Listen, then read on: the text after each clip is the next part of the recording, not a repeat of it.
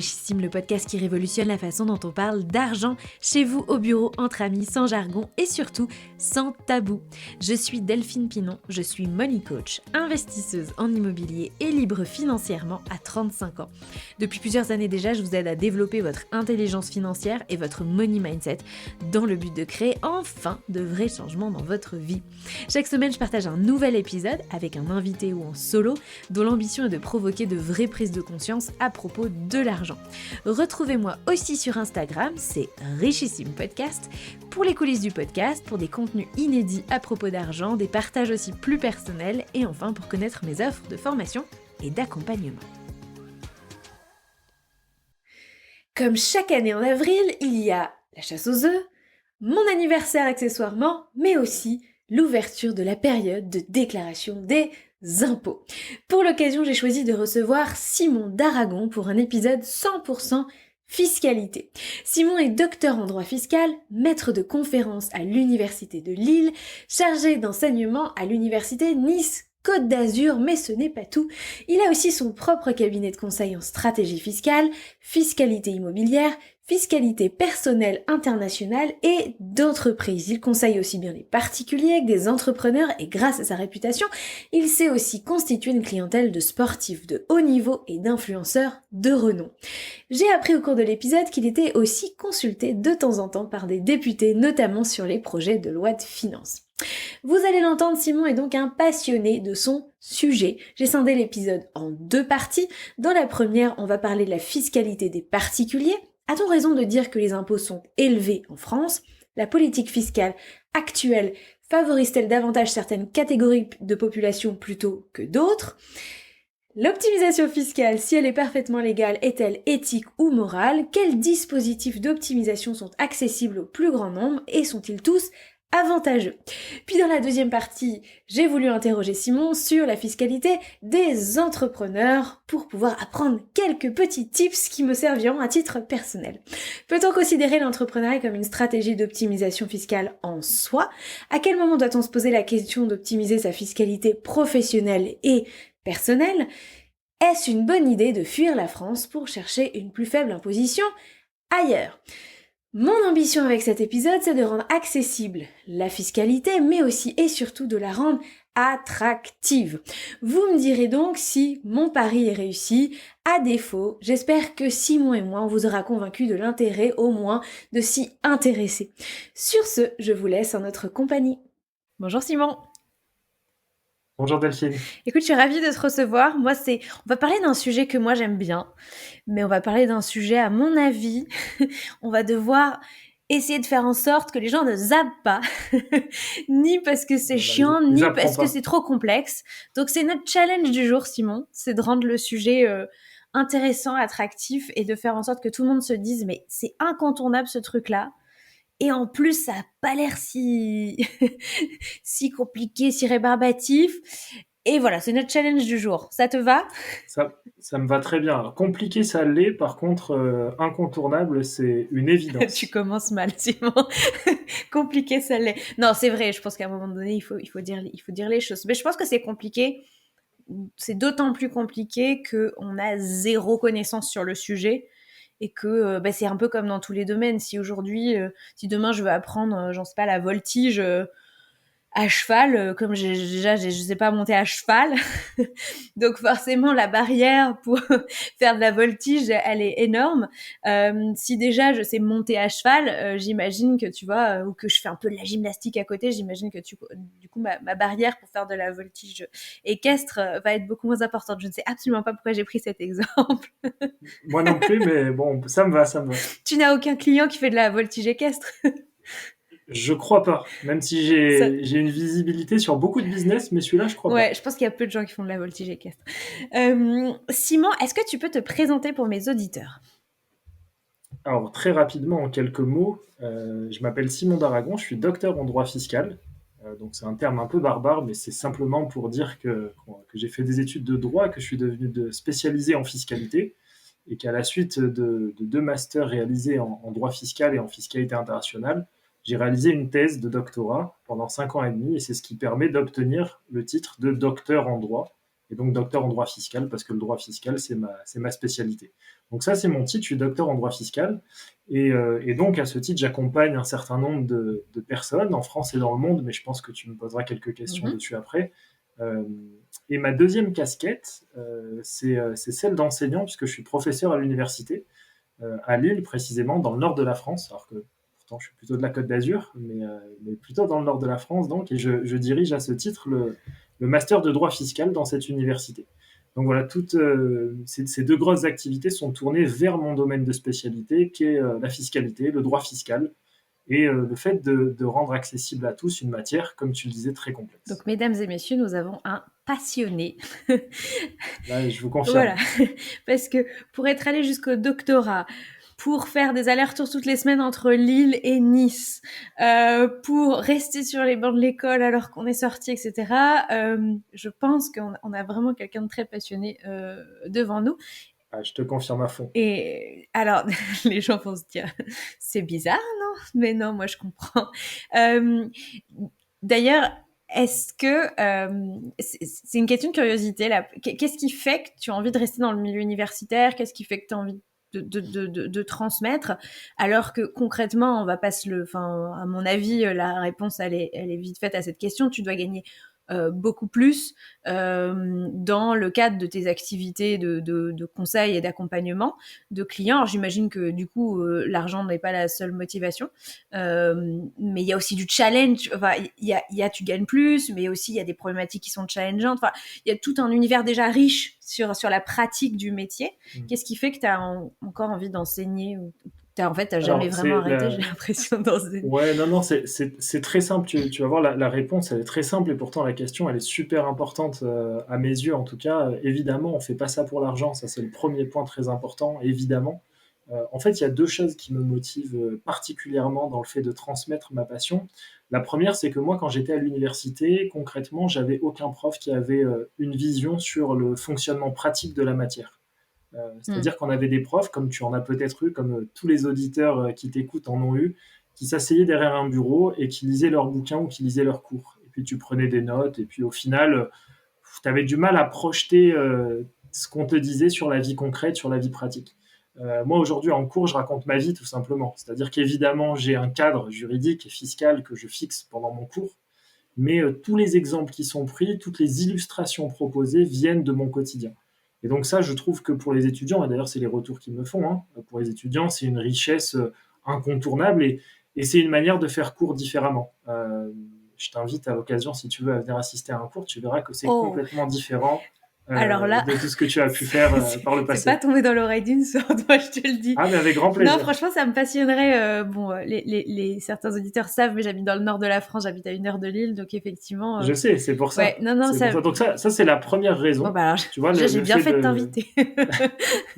Non, mais donc voilà, donc la volonté de transmettre différemment. Et le deuxième point important, moi je dis toujours qu'il n'y a pas de mauvais élèves, il n'y a que des mauvais profs. C'est-à-dire que j'ai toujours raisonné à contrario de ce que font la plupart des enseignants. Je considère que quand tu expliques quelque chose de compliqué à quelqu'un et qu'il ne le comprend pas, c'est que c'est toi qui as été mauvais dans l'explication et pas la personne qui l'a mal compris. En clair, d'avoir des étudiants devant soi, c'est le baptême du feu quelque part. C'est-à-dire que si tes étudiants ils sont pas capables de te comprendre, bah, tes clients ils te comprendront pas non plus. Et donc du coup, c'est une manière aussi d'apprendre à vulgariser la matière pour des jeunes qui n'ont pas l'expérience qu'ont potentiellement les clients qu'on accompagne dans leur business, et qui pour autant, si eux ne comprennent pas, ça veut dire que les clients ne comprendront pas. Donc c'est un super exercice oral, de prestation orale, hein, évidemment, puisqu'on s'exprime devant des amphis. Et donc dans l'amphi, l'objectif, c'est que 100% des étudiants présents comprennent ce qu'on raconte avec des exemples simples, avec des mots simples, pour expliquer des choses complexes, mais avec des mots simples. Donc vraiment, c'est fondamental pour moi, c'est de rendre ce que je raconte accessible à tous. Et c'est l'objectif aussi de ce podcast aujourd'hui. J'ai une autre question de curiosité, Simon, sur ton métier. Tu fais partie, la plupart des professions, la plupart des professionnels, notamment du conseil, doivent se mettre à jour régulièrement. Est-ce que toi, le fait de rester en lien avec le monde académique te permet de te mettre à jour? Est-ce que c'est plutôt l'inverse en réalité?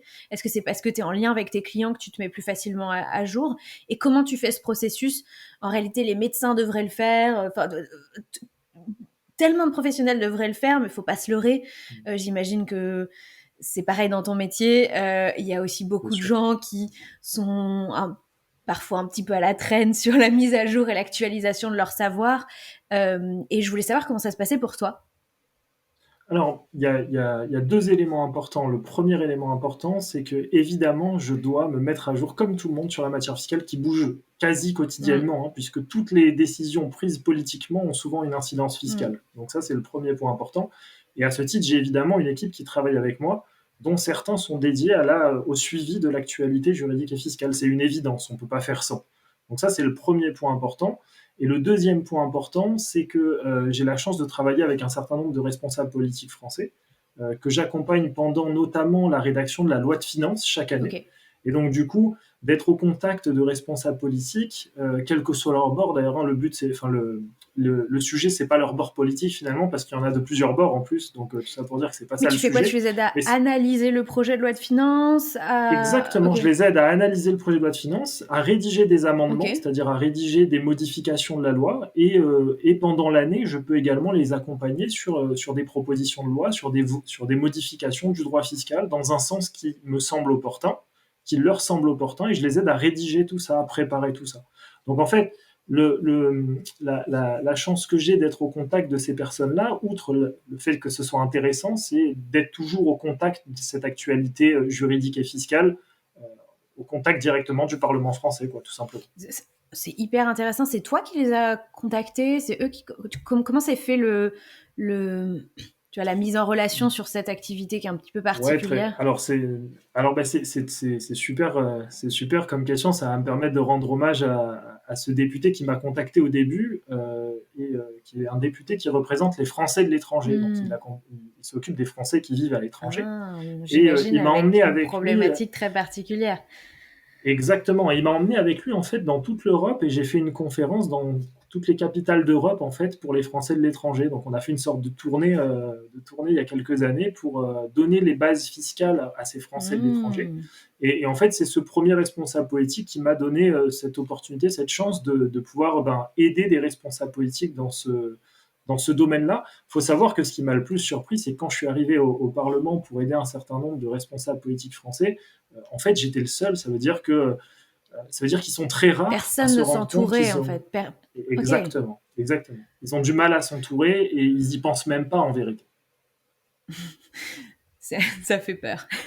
Ça fait Oui, peur. Non, mais ils s'entourent pas de fiscalistes, mais est-ce qu'il y a d'autres types est-ce qu'ils s'entourent d'avocats? Est-ce qu'il y a d'autres non. professions qui les conseillent ou non? Non, ce qu'il faut avoir en tête, c'est que, encore une fois, c'est des process un peu longs, etc., mais ils ont une certaine enveloppe par an pour payer leurs collaborateurs, et donc ils n'ont pas les moyens de faire appel à d'autres professionnels supplémentaires. Donc ce député a fait un peu le pari de faire appel à une personne extérieure et indépendante, et ça a bien fonctionné, puisqu'ensuite, voilà, on travaille toujours ensemble. Ça fait maintenant, on a attaqué en 2018, donc ça fait 4 ans qu'on bosse ensemble.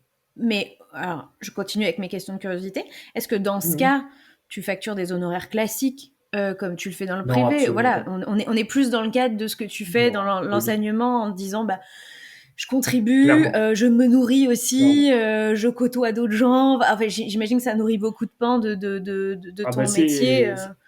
c'est très concrètement participer à l'intérêt général. Donc c'est quelque chose qui entre guillemets ne se facture pas. Enfin si évidemment, mais qui se facture pas de la même manière que des honoraires. On est là pour participer à l'intérêt général. Moi, si je peux participer à l'amélioration du droit fiscal français de demain, je le fais sans compter mes heures et sans regarder combien ça représente ni en temps ni en coût global. Écoute, maintenant que je sais ça, je t'enverrai 2-3 mémos sur 2-3 décisions que ça m'arrangerait pas qu'elles passent. Ça n'arrangerait personne. Mais c'est cool. Tu vois, bah, voilà, je découvre plein de choses, mais en même temps, on s'est parlé un petit peu avant d'enregistrer cet épisode. Mais évidemment, si on parle de tout avant d'enregistrer les épisodes, ça n'a plus aucun intérêt. Exactement. Dans cette moi, ce que je voulais, c'est que sur cet épisode, on puisse, dans un premier temps, parler au plus grand nombre. Donc, on va parler de la fiscalité personnelle, la fiscalité des particuliers. Et puis après, à la fois pour l'intérêt de mes auditeurs et aussi parce que j'ai envie de me faire kiffer, on parlera aussi de la fiscalité des entreprises et Ok. notamment des solopreneurs. Peut-être que j'évoquerai moins le cas des sportifs, mais j'ai envie de parler de tous les gens que tu accompagnes, peut-être des gens qui ont des business dans le web, qui font un peu du e-commerce. Je sais que tu accompagnes aussi des influenceurs. Donc, voilà, j'ai des questions de curiosité sur ces sujets-là, donc on en parlera après. Restez jusqu'au bout, Avec évidemment, plaisir. si vous voulez entendre parler de ces sujets-là. Euh, donc tu disais que tu travaillais en université, enfin tu enseignes à l'université aussi pour des questions ça t'entraîne à vulgariser. T'as des enfants, Simon? Non, j'ai pas Ah, d'enfant. ça m'aurait, tu vois, j'avais une question, c'est comment tu expliques ton métier à tes enfants? Et comment Non, c'est une super question. Je vais commencer à y réfléchir Très du bien. coup. Et ben voilà, prépare ton explication parce qu'à mon avis, ça doit pas être particulièrement simple. Les étudiants qui te rejoignent, en réalité, la matière fiscale, c'est une matière auquel on est exposé que quand on l'a choisie. Où il y a des cursus, parce que tu vois, moi j'ai fait une école alors je sais pas tout à fait une école de commerce, j'ai fait Sciences Po, mais autant j'ai fait un peu de compta, autant j'ai jamais fait de fiscalité ou de droit fiscal. Je suppose qu'en école d'ingénieur, c'est pas non plus. euh, En fait, je vois très bien venir ta question. En fait, c'est fondamental pour tout le monde et à tout niveau. Et c'est ça qui est parfois complexe à comprendre. Je vais te prendre un exemple que je prends beaucoup en ce moment, les professions médicales, mm, les médecins. Moi, j'ai de plus en plus de personnes que j'accompagne qui sont chirurgiens, etc., etc. Ils font de longues études de médecine et puis ensuite ils deviennent chirurgiens dentistes, etc., peu importe. Ils exercent dans le domaine libéral et à aucun moment ils n'ont été conseillés sur la structuration de leur non mais moi business. Ça veut dire qu'en je fait, les ai aussi, ah bah, je les ai aussi dans mes auditeurs, etc. Je les ai dans mon entourage, dans mon cercle amical, et c'est une petite catastrophe les professions médicales. alors eux, alors c'est simple en fait. Je me mets quand même à leur place, hein. Eux en fait, ils rentrent sur l'autoroute après la fin de leurs études et puis après c'est tout droit. Et à aucun moment ils n'ont eu cette possibilité d'avoir de la clairvoyance Ouais. là-dessus. Moi, je vais même te faire une petite anecdote. J'ai envoyé un mail il y a à peu près un an à plusieurs doyens d'université de fac de Mm. médecine pour leur proposer de venir gratuitement transmettre 2 heures à leurs étudiants. Je crois que j'ai eu une réponse négative et 3 absences de réponse, tu vois. Ça veut dire qu'il y a quand même un manque clairement, enfin, il y a un manque très clair de ouais, ils sont pas lucides sur la question, quoi, voilà. Donc, donc tout ça pour dire, c'était ta Par contre, question, si que tu oui, ça décidais de concerne vendre tout le monde. des formations pré-packagées pardon, pour des professions médicales, je t'assure que je suis sûre que ça marcherait très fort. Oui, oui, certainement, mais le but, là, encore une fois, c'est pas de vendre quelque chose, c'est surtout de remédier à des Ouais. problématiques et que les gens s'en sortent le mieux possible, finalement, parce que bah, quand on bosse beaucoup, la moindre des choses, c'est d'optimiser sa situation. Euh, quand on fait les calculs, mine de rien, ceux qui n'optimisent pas leur situation, sur 12 mois travaillés, ils en ont peut-être deux qui partent en fiscalité, deux ou trois qui partent en fiscalité. Ça veut dire qu'en optimisant un peu, on pourrait peut-être faire en sorte qu'il n'y ait qu'un seul mois qui soit consacré à la fiscalité. Hmm, Tu vois un peu l'idée. je vois très bien. Donc ça concerne toutes les professions, hein, très clairement. Très clairement. Et je t'ai entendu dire ça dans une de tes vidéos Instagram. Tu disais en fait, c'est drôle. Tu disais c'est la fiscalité, c'est une matière qui nous rassemble parce que ça concerne tout le monde. Et c'était dit Exactement. d'une manière. En plus, la vidéo était plutôt bien faite et tout. Et je me suis dit waouh. Genre, jamais j'aurais pensé à mettre le mot fiscalité à cet endroit-là dans la phrase. La fiscalité Ouais. nous rassemble, l'écologie nous rassemble, etc. Mais vraiment, en Mais fait, c'est tellement c'est. vrai, Tu en sais, fait, parce qu'on est tous concernés par ça, qu'on soit entrepreneur, qu'on le soit pas, etc. Alors effectivement, il y a des exceptions parce que on n'est pas tous imposables, mais en réalité, de par notre consommation, de par la TVA, de par un certain nombre de choses, de toute façon, on est tous exposés à la fiscalité, et c'est pas inintéressant de comprendre un petit peu comment ça marche. Et du coup, ma question, c'était effectivement, aujourd'hui, si tu ne choisis pas un cursus explicitement de finance, dans lequel il peut y avoir de la fiscalité ou même de fiscalité, concrètement, tu passes totalement à côté, on est d'accord. Tu l'abordes de manière très légère. Voilà. Il n'y a que dans les études juridiques et un petit peu en école de commerce que sur certaines filières ça se transmet. Mais c'est vrai que sinon, il faut devenir spécialiste. En vérité, il faut aussi se dire quelque chose. C'est une matière qui est tellement complexe que tu peux pas en faire vite fait. Ça n'existe pas. C'est soit tu te spécialises dedans et tu deviens vraiment compétent dans la matière, mais tu peux pas maîtriser les choses de manière rapide. C'est d'ailleurs la mise en garde que je fais souvent quand j'interviens en conférence, etc. Attention à, à toutes ces personnes qui vous parlent de fiscalité sur les réseaux, sur Internet, etc. Parce que en fait, quand on n'a pas une vision d'ensemble sur la matière, on n'est pas capable de fournir la moindre recommandation. Euh, donc soyez vigilants. Moi, je dis toujours, quelqu'un qui parle de fiscalité sans avoir fait un cursus en fiscalité, c'est très inquiétant. C'est comme si moi, je parlais de travaux, c'est très inquiétant. Mais d'ailleurs, tu évolues beaucoup, enfin, tu as beaucoup de connaissances dans plein de milieux, mais dans le milieu des formateurs, des entrepreneurs du web, notamment sur des sujets de fiscalité immobilière. Il y a des choses qui t'agacent quand tu vois des vidéos. Je veux pas que tu nommes personne, ça m'intéresse pas, mais il y a des dérives un petit peu ou des choses sur lesquelles tu as envie de mettre en garde les gens quand ils voient des choses. Alors, très clairement, très clairement, je vais pas dire que ça m'agace, c'est plus que ça m'inquiète. Parce qu'en vérité, chacun fait ce qu'il veut, ça m'est un peu égal, en vérité, ce qui est raconté dans les vidéos. Ça m'inquiète parce que quand je vois une vidéo où il y a deux, trois conseils fiscaux à l'intérieur, qu'il y a 100 000 ou 200 000 personnes qui ont vu la vidéo et qu'il y a des bêtises à l'intérieur, bah, ça m'inquiète. Parce que je me dis, il y a 100 000 ou 200 000 personnes qui pensent peut-être que cette solution a priori magique, qui en fait n'est pas du tout magique, hein, mais cette solution n'est pas trop conforme à la réalité. Ils pourraient s'y engager sans même réfléchir en appliquant finalement assez bêtement ce qui ressort de la vidéo. Et c'est plus que ça m'inquiète. Le deuxième point, tu vois, pour te prendre un exemple, comme ça, je vais m'éloigner un peu des personnes auxquelles tu pensais, comme ça on ciblera et on nommera personne. C'est le même exemple, c'est les personnes sur Internet, tu vois les publicités passer comme moi, où on te dit on va vous mettre votre résidence fiscale à Dubaï, on va vous mettre votre résidence fiscale à Hong Kong, et puis vous ne payerez pas d'impôts. Ça n'existe pas en fait. Euh, c'est euh, c'est ni plus ni moins qu'une escroquerie la plupart du temps, parce que si je veux changer ma résidence fiscale, eh ben, je dois aller m'installer à Hong Kong. Euh, de manière, alors je suis très, je fais un cliché là, je raccourcis un peu le raisonnement, mais on ne crée pas une résidence fiscale comme ça en ayant une carte de résident. Ça, je le dis toujours. Attention, avoir une carte de résident, ça ne veut pas dire que je suis résident fiscal. Je suis résident, mais pas résident fiscal. Donc c'est deux termes bien différents. Beaucoup d'influenceurs se sont fait avoir avec ces histoires, notamment avec Dubaï. C'est-à-dire que moi, ça m'est arrivé, hein, j'ai des influenceurs très connus qui m'ont contacté et qui m'ont dit bon bah voilà, Monsieur Daragon, moi je suis résident fiscal à Dubaï. Je dis ah bon, mais vous m'appelez de Paris là. Oui, oui, bah, je suis résident fiscal à Dubaï, j'ai une carte de résident. Je dis oui, vous avez une carte de résident, mais pas de résident fiscal. Ah bah non, mais on m'a dit que c'était pareil, c'est une carte de résident, ça veut dire que je ne paye pas d'impôts, je peux tout faire à Dubaï. Et non, c'est pas pareil. C'est pas pareil. Donc la fiscalité, elle est en France. Et donc la carte de résident, elle a servi à rien à part à alimenter de 10 000 € la boîte qui a fait les démarches. Donc faut être très prudent sur ce qu'on entend et surtout se rapprocher de gens compétents. Ça me permet de donner un dernier conseil avant que je te laisse reprendre la main, mais c'est quand même important. Quand vous contactez quelqu'un pour ce type de problématique, on googleise la personne, on vérifie que la personne est spécialisée en fiscalité, on va voir le LinkedIn, on va voir la formation qu'il y a derrière et on va voir l'expérience qu'il y a derrière, c'est hyper important.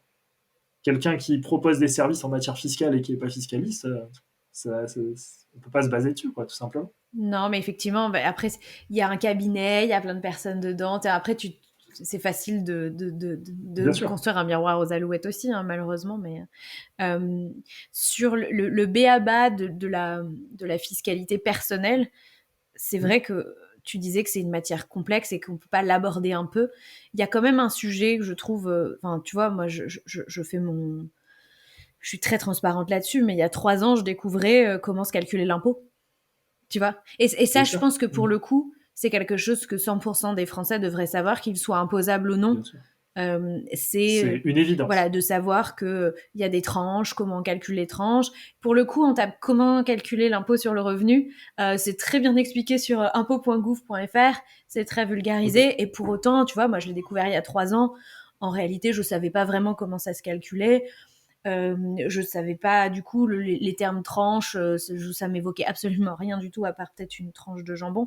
Mais voilà, tu vois, et ça, je pense que le premier sujet qui concerne tout le monde, même si aujourd'hui vous n'êtes pas imposable, je vous le souhaite de l'être un jour, parce qu'en réalité, je souhaite à personne de ne pas être imposable, parce que ça veut probablement dire que il y a un manque de ressources et que c'est voilà, je souhaite à tout le monde d'être imposable. C'est quand même le b.a.-ba, c'est de savoir comment on calcule son impôt sur le revenu, qui est un des impôts, celui de base, mais effectivement. Et est-ce que toi aussi, tu te rends compte avec les gens que tu accompagnes qui viennent de voir qu'il y a, jusqu'à ce minima-là, il y a un vrai déficit?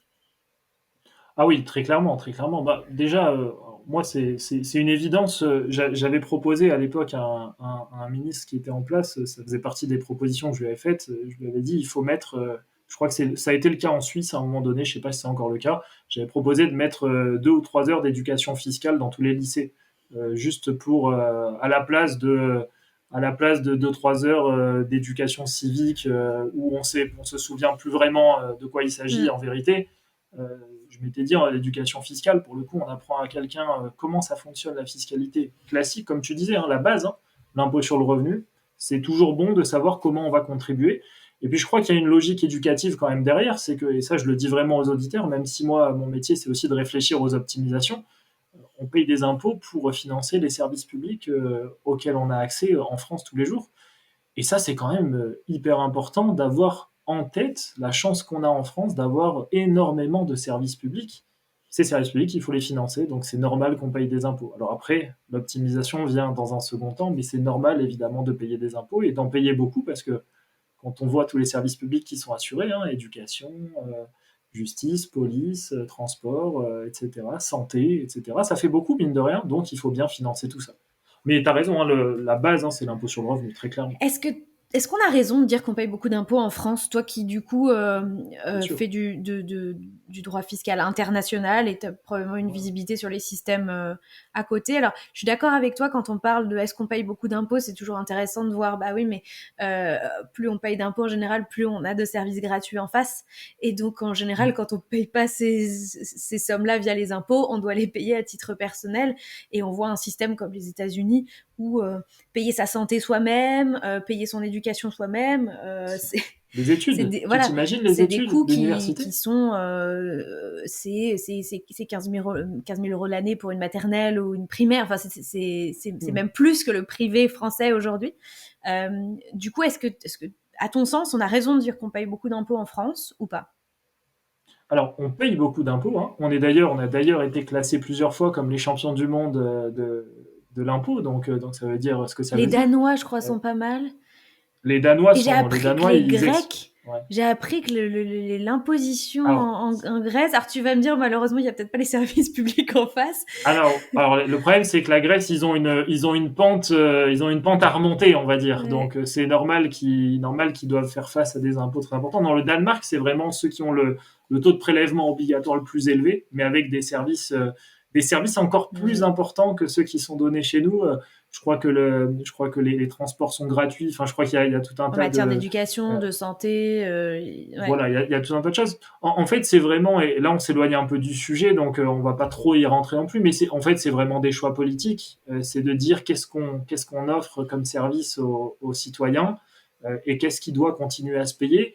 Et la problématique, moi je la pointe souvent du doigt, c'est qu'à partir du moment où tu as donné quelque chose, derrière c'est très compliqué de faire demi-tour. Donc si tu t'imagines si aujourd'hui on disait à tout le monde, bon bah à partir de maintenant, quand vous allez chez le médecin généraliste, ce sera 30 euros.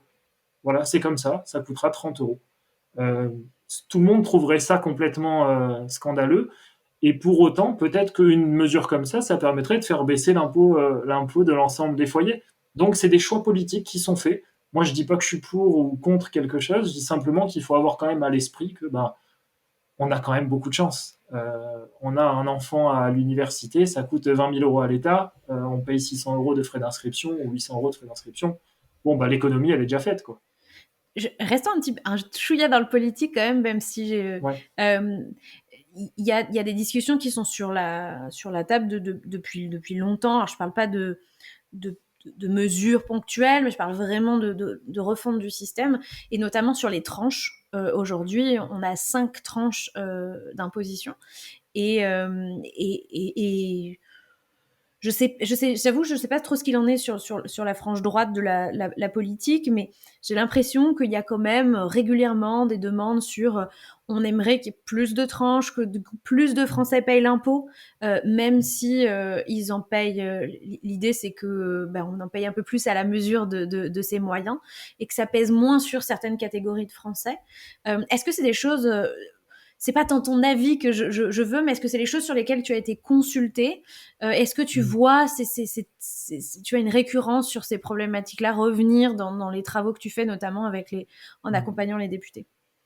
Alors ça, c'est des sujets purement... Là, c'est vraiment des sujets très politiques. Oui. C'est-à-dire que c'est même des stratégies politiques de les remettre sur la table au moment des élections. Donc ça, c'est déjà un premier truc qu'il faut avoir en tête, c'est qu'il y en a qui proposent parfois plus de tranches, mais qui au fond le pensent même pas. C'est juste que ça leur permet de faire un coup politique et de mettre un peu en lumière leurs différences avec d'autres bords. Donc ça, c'est un premier point important.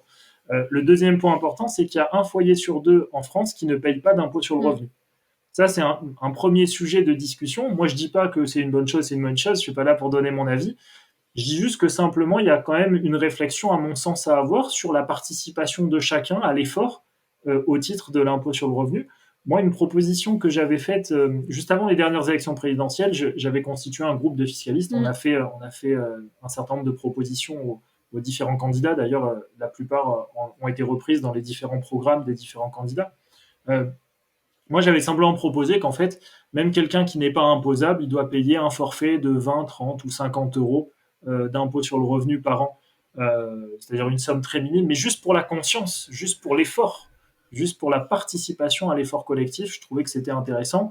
Donc, tu as un foyer sur deux qui ne paye pas l'impôt. Après, plus de tranches, pourquoi pas, mais encore une fois, c'est toujours pareil. Il faut avoir à l'esprit que quand on franchit une tranche de 1 euro, c'est que cet euro-là qui va être taxé au taux supplémentaire. Et ça, c'est un peu, ça me permet aussi pour les auditeurs qui, des fois, les gens pensent, ils disent, ah ouais, mais si je gagne 26 000 euros, bah, du coup, je suis dans la tranche à 30 au lieu de la tranche à 11. Ouais, mais en fait, il va y avoir 5 euros qui vont être taxés à 30%. Donc, ça représente pas grand chose, finalement. Donc, voilà, la progressivité, c'est bien, mais il faut voir un petit peu les conséquences que ça a. En fait, souvent, on oppose deux types d'impôts. Et là, on est sur les bases, mais c'est intéressant que tu poses la question. Soit on fait plutôt de la progressivité. Et dans ce cas-là, c'est la formule que moi j'emploie, c'est plus je gagne, plus je paye. Soit on est plutôt sur de la proportionnalité. Et dans ce cas-là, c'est le même taux d'imposition pour tout le monde. Par exemple, la TVA. Tu vois, que toi ou moi, on aille acheter un ordinateur, on payera 20% de TVA dessus. Quels que soient nos revenus l'un et l'autre. Eh ben, on est plutôt de gauche lorsqu'on est favorable, de gauche fiscalement, lorsqu'on est favorable à la progressivité, et on est plutôt de droite fiscalement lorsqu'on est favorable à la proportionnalité. Il y a des pays qui fonctionnent sur le modèle de la proportionnalité? Ah bah, en France, nous, on a un équilibre entre les deux. Okay. La plupart des États ont un équilibre entre les deux. C'est-à-dire que c'est pas tout blanc, tout noir. Tu le vois bien, la TVA, on l'a en France, et on a aussi l'impôt sur le revenu. Donc, c'est deux types d'impôts différents. Mais voilà, c'est vraiment des sujets politiques. Tu verras que quand la France a besoin d'argent, tu as les partis de droite qui disent qu'il faut augmenter la TVA, et tu as les partis de gauche qui disent qu'il faut rajouter une tranche d'impôt sur le revenu. C'est de la politique. Mais les sujets de fiscalité sont des sujets politiques. Complètement. C'est la conséquence. C'est la conséquence première de toutes les décisions politiques. Et effectivement, l'incompréhension aussi du grand public favorise le lobbying, favorise les choses qui se font de manière un petit peu cachée aussi, sans qu'on en comprenne les conséquences. Tu vois, je pense à un sujet là qui potentiellement touche tous les Français, qui est doit-on ou non fiscaliser la plus-value sur la résidence principale? Et donc aujourd'hui non, aujourd'hui il n'y a pas et en réalité j'ai l'impression que c'est un sujet tarte à la crème. Alors moi je m'intéresse pas à la fiscalité depuis 10 ans comme toi, mais depuis que je m'y intéresse, j'entends tout le monde dire moi je vois passer ça, je fais ah non mon Dieu, et puis en fait on me dit oui, enfin bon, ça fait des années qu'on en parle, personne n'ose vraiment toucher à ce truc là, mais c'est un peu, je suis pas sûre que tout le monde comprendrait l'impact de ça si ça passait, et c'est aussi un moyen de faire passer des choses voilà, c'est qui en réalité ont des conséquences sur tout le monde. C'est un des leviers d'enrichissement des Français, c'est la plus-value sur la résidence principale qui aujourd'hui n'est pas fiscalisée. Bien sûr. Il y a eu un rapport de l'OCDE il n'y a pas très longtemps où l'OCDE encourage les États à fiscaliser au-delà d'un certain seuil la plus-value sur les résidences Mm. principales. C'est-à-dire qu'on pourrait imaginer dans les prochaines années, moi je pense que c'est quelque chose qui va voir le jour, je ne sais pas à quel horizon, mais ça va voir le jour. À un moment donné, il risque d'y avoir un sujet du style, quand on fait, je sais pas moi, 100 000 de plus-value sur la résidence principale, on n'est pas fiscalisé. Par contre, à partir de 100 000, on est taxé à temps, par exemple. Donc une taxation progressive sur ce... En tout cas, au-delà d'un certain seuil, on serait fiscalisé, en dessous, on ne serait pas fiscalisé. C'est encore un sujet à la fois politique et à la fois pratico-pratique. Est-ce que toi, tu vois une direction générale à la politique fiscale? C'est-à-dire, on a une politique fiscale un petit peu qui tend à être un petit peu plus, on va dire, clémente avec telle partie de la population, qui tend à être un petit peu plus agressive sur, tu vois, on sent qu'en ce moment, les propriétaires investisseurs sont peut-être moins en odeur de sainteté par rapport aux sujets fiscaux. Et à l'inverse, peut-être les entreprises le sont un petit peu plus. Où sont les travailleurs salariés dans cette histoire? Est-ce que tu pourrais, tu vois, est-ce que tu as en tête une Grosso modo. logique, ouais, est-ce que une big picture de ce qui est un petit peu Mm. en ce moment les grands drivers de la politique fiscale en France? En fait, on a le président Macron qui est arrivé au pouvoir et qui a considéré dès le départ que la base des décisions qu'il devait prendre, c'était de baisser la fiscalité Des sur les entreprises. entreprises. Parce qu'il a estimé que c'était le seul moyen pour permettre de relancer l'embauche et de limiter le chômage. Donc du coup, l'impôt sur les sociétés a baissé, on est passé de 33 à 25%, donc c'est quand même fondamental. Et il a mis en place la flat tax pour que nos dividendes en tant que chef d'entreprise soient moins taxés que par le passé. Donc il a pris ces deux décisions fondamentales. Par ailleurs, il a décidé de plus taxer l'immobilier que le reste du patrimoine, notamment financier, puisqu'il a remplacé l'impôt sur la fortune immobilière, enfin il a remplacé l'ISF en mettant l'impôt sur la fortune Mm. immobilière. Ça veut dire qu'il a clairement dit, moi je préfère que vous investissiez dans le financier parce que dans l'immobilier, je considère que ça empêche certains de se loger correctement, etc., etc. Donc ça, c'est les grands axes qu'il a menés. Il a supprimé la taxe d'habitation, mais il a renforcé la taxe foncière, donc ça vient s'équilibrer. Bon, en fait, on est dans une logique. Lui, son objectif, c'était vraiment de baisser le chômage. C'était ça Ouais. l'objectif économique qu'il y avait derrière. Donc pour ça, la seule solution qu'il avait, c'était de baisser les impôts des entreprises. Il l'a fait. Aujourd'hui, la plus grosse difficulté des chefs d'entreprise, c'est le coût d'un salarié. Mm. Les charges salariales, les charges patronales, c'est monstrueux. Donc, je pense que c'est le prochain chantier auquel vont s'attaquer les responsables politiques. Sur la partie personnelle, sur la partie impôt sur les particuliers, je ne pense pas qu'on ait de modifications majeures dans les prochaines années, si ce n'est peut-être un peu plus de tranches d'imposition, mais comme je te disais, ça c'est vraiment des choix politiques, ça n'a pas vraiment d'incidence. En vérité, j'ai envie de dire aux auditeurs, vous laissez pas embarquer par ce type de promesses qui, au fond, changent fondamentalement souvent pas grand-chose en termes d'impôts, je parle à la fin, au moment où on paye. Oui, et puis en plus, bah, en fait, tu passes de 5 tranches à je sais pas combien, 10, etc.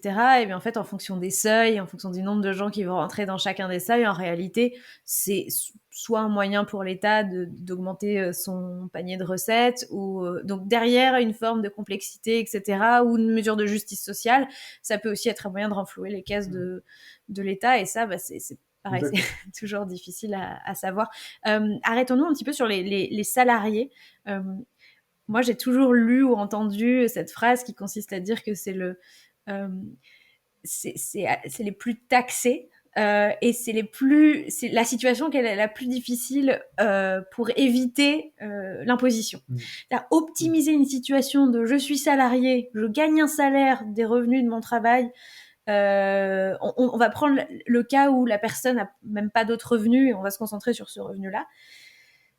C'est la situation la plus difficile à... Est-ce que selon toi, c'est la situation la plus difficile à optimiser? Ou alors, peut-être pas à optimiser, mais en tout cas, c'est la plus lourde. C'est la plus lourdement fiscalisée. Alors, c'est pas la plus lourdement fiscalisée, qu'on soit bien clair là-dessus, parce que le plus lourd, le plus lourd, c'est pour le chef d'entreprise. Hein. Je veux dire, un chef d'entreprise qui emploie quelqu'un, quand ça lui coûte 80% de charges pour verser 2 000 euros, C'est lui qui paye le plus, qu'on soit bien d'accord, en termes de coût sur son entreprise. Bon.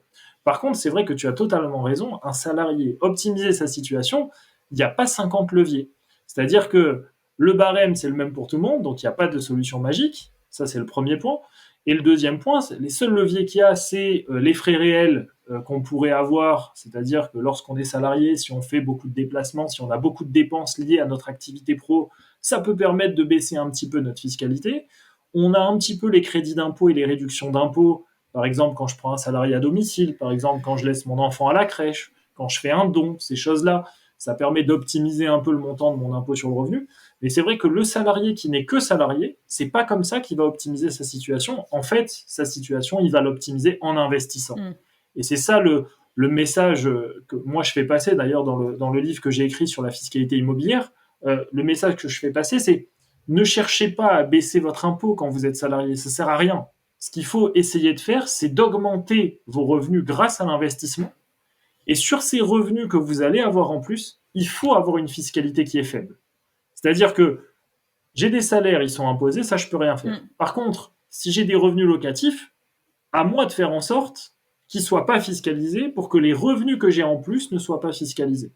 Et donc, moi je dis toujours, je résume toujours ça de la manière suivante, je dis toujours soit on regarde vers le haut, soit on regarde vers le bas.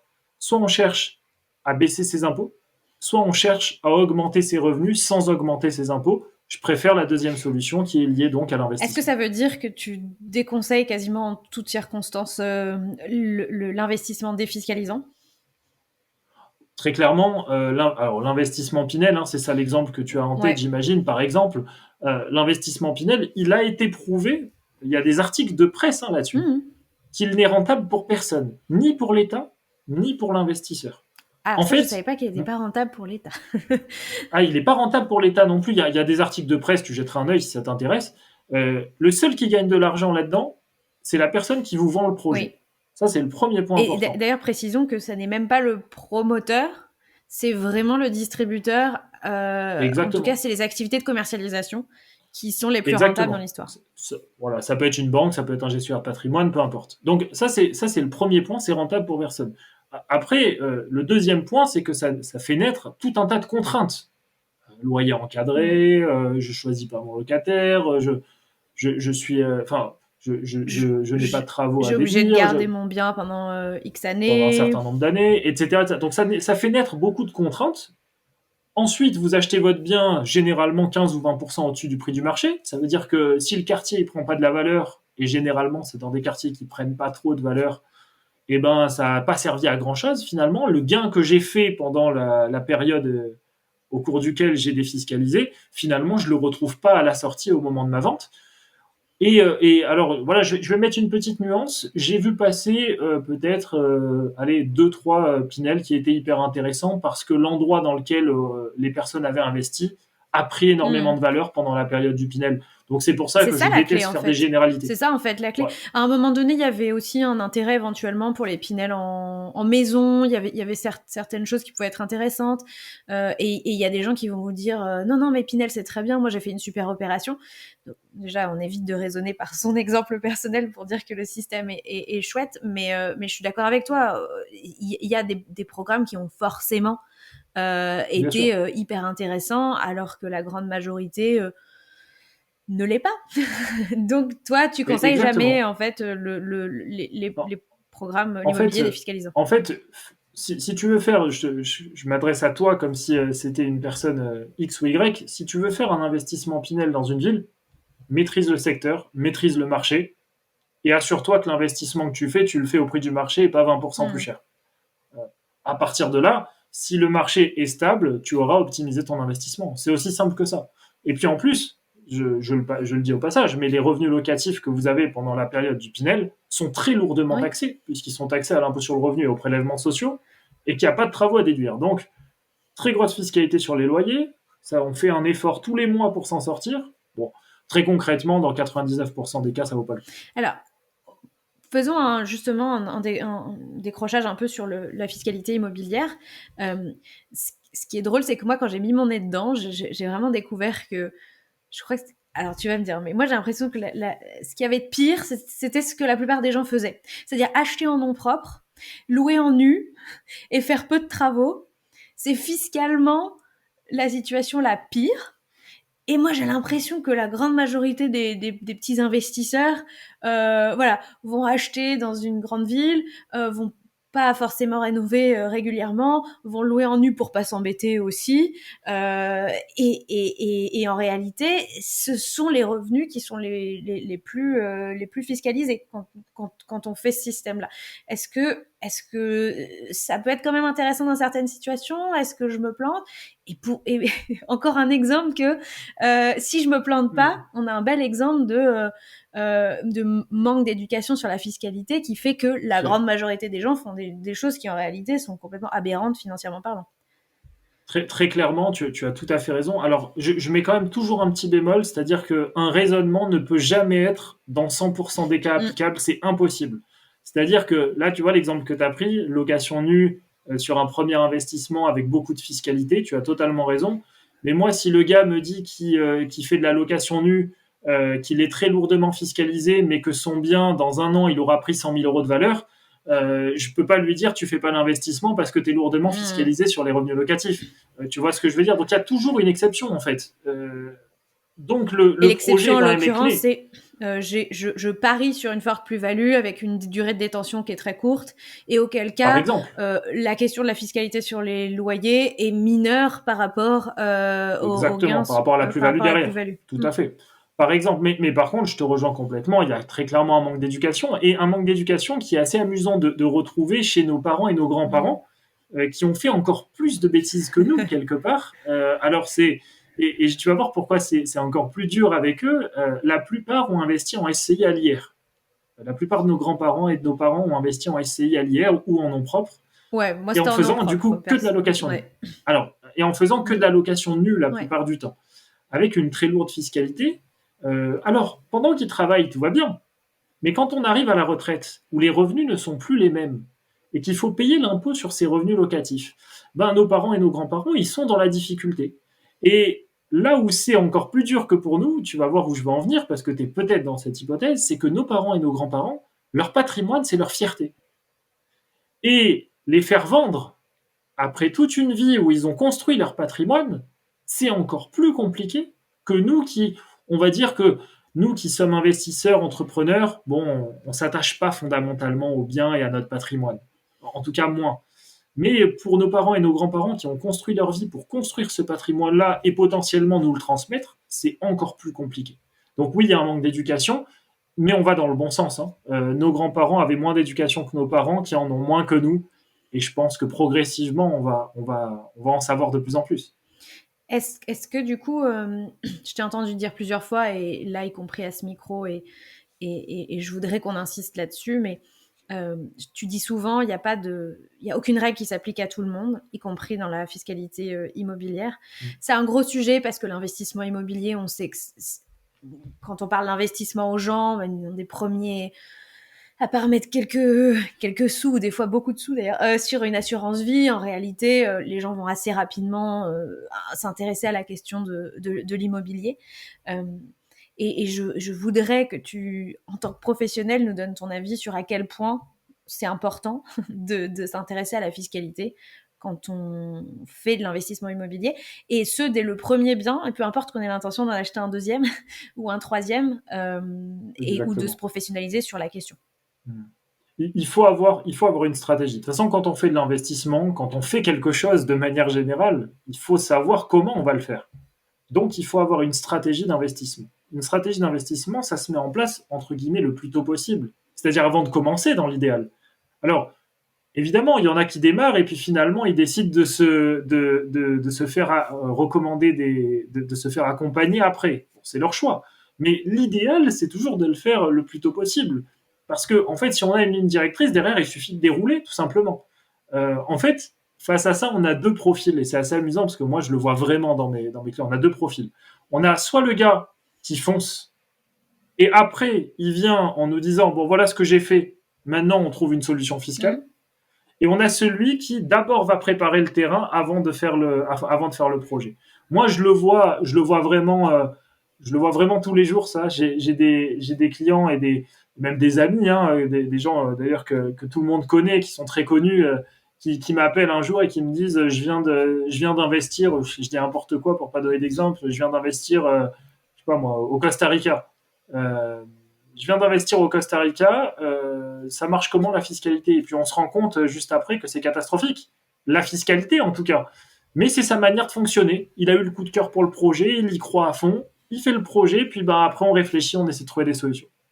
Mais tu vois, je pense en matière de fiscalité immobilière, potentiellement, rien n'est jamais immuable, mais il y a des situations dans lesquelles Complètement. on s'embarque qui peuvent être difficiles. Tu vois, typiquement, acheter en nom propre ou acheter en SCI, c'est difficile quand tu as Ah fait bah un oui. achat en nom propre ou c'est coûteux Ah bah oui. de Exactement. changer la donne. Donc, en réalité, rien que cette première décision qui est comment je vais acheter mon bien, sous quel statut, qui commence à rentrer, voilà, peut-être parce que moi je suis plongée dedans et je me rends compte, mais effectivement qui est quand même de plus en plus à l'ordre du jour pour les gens.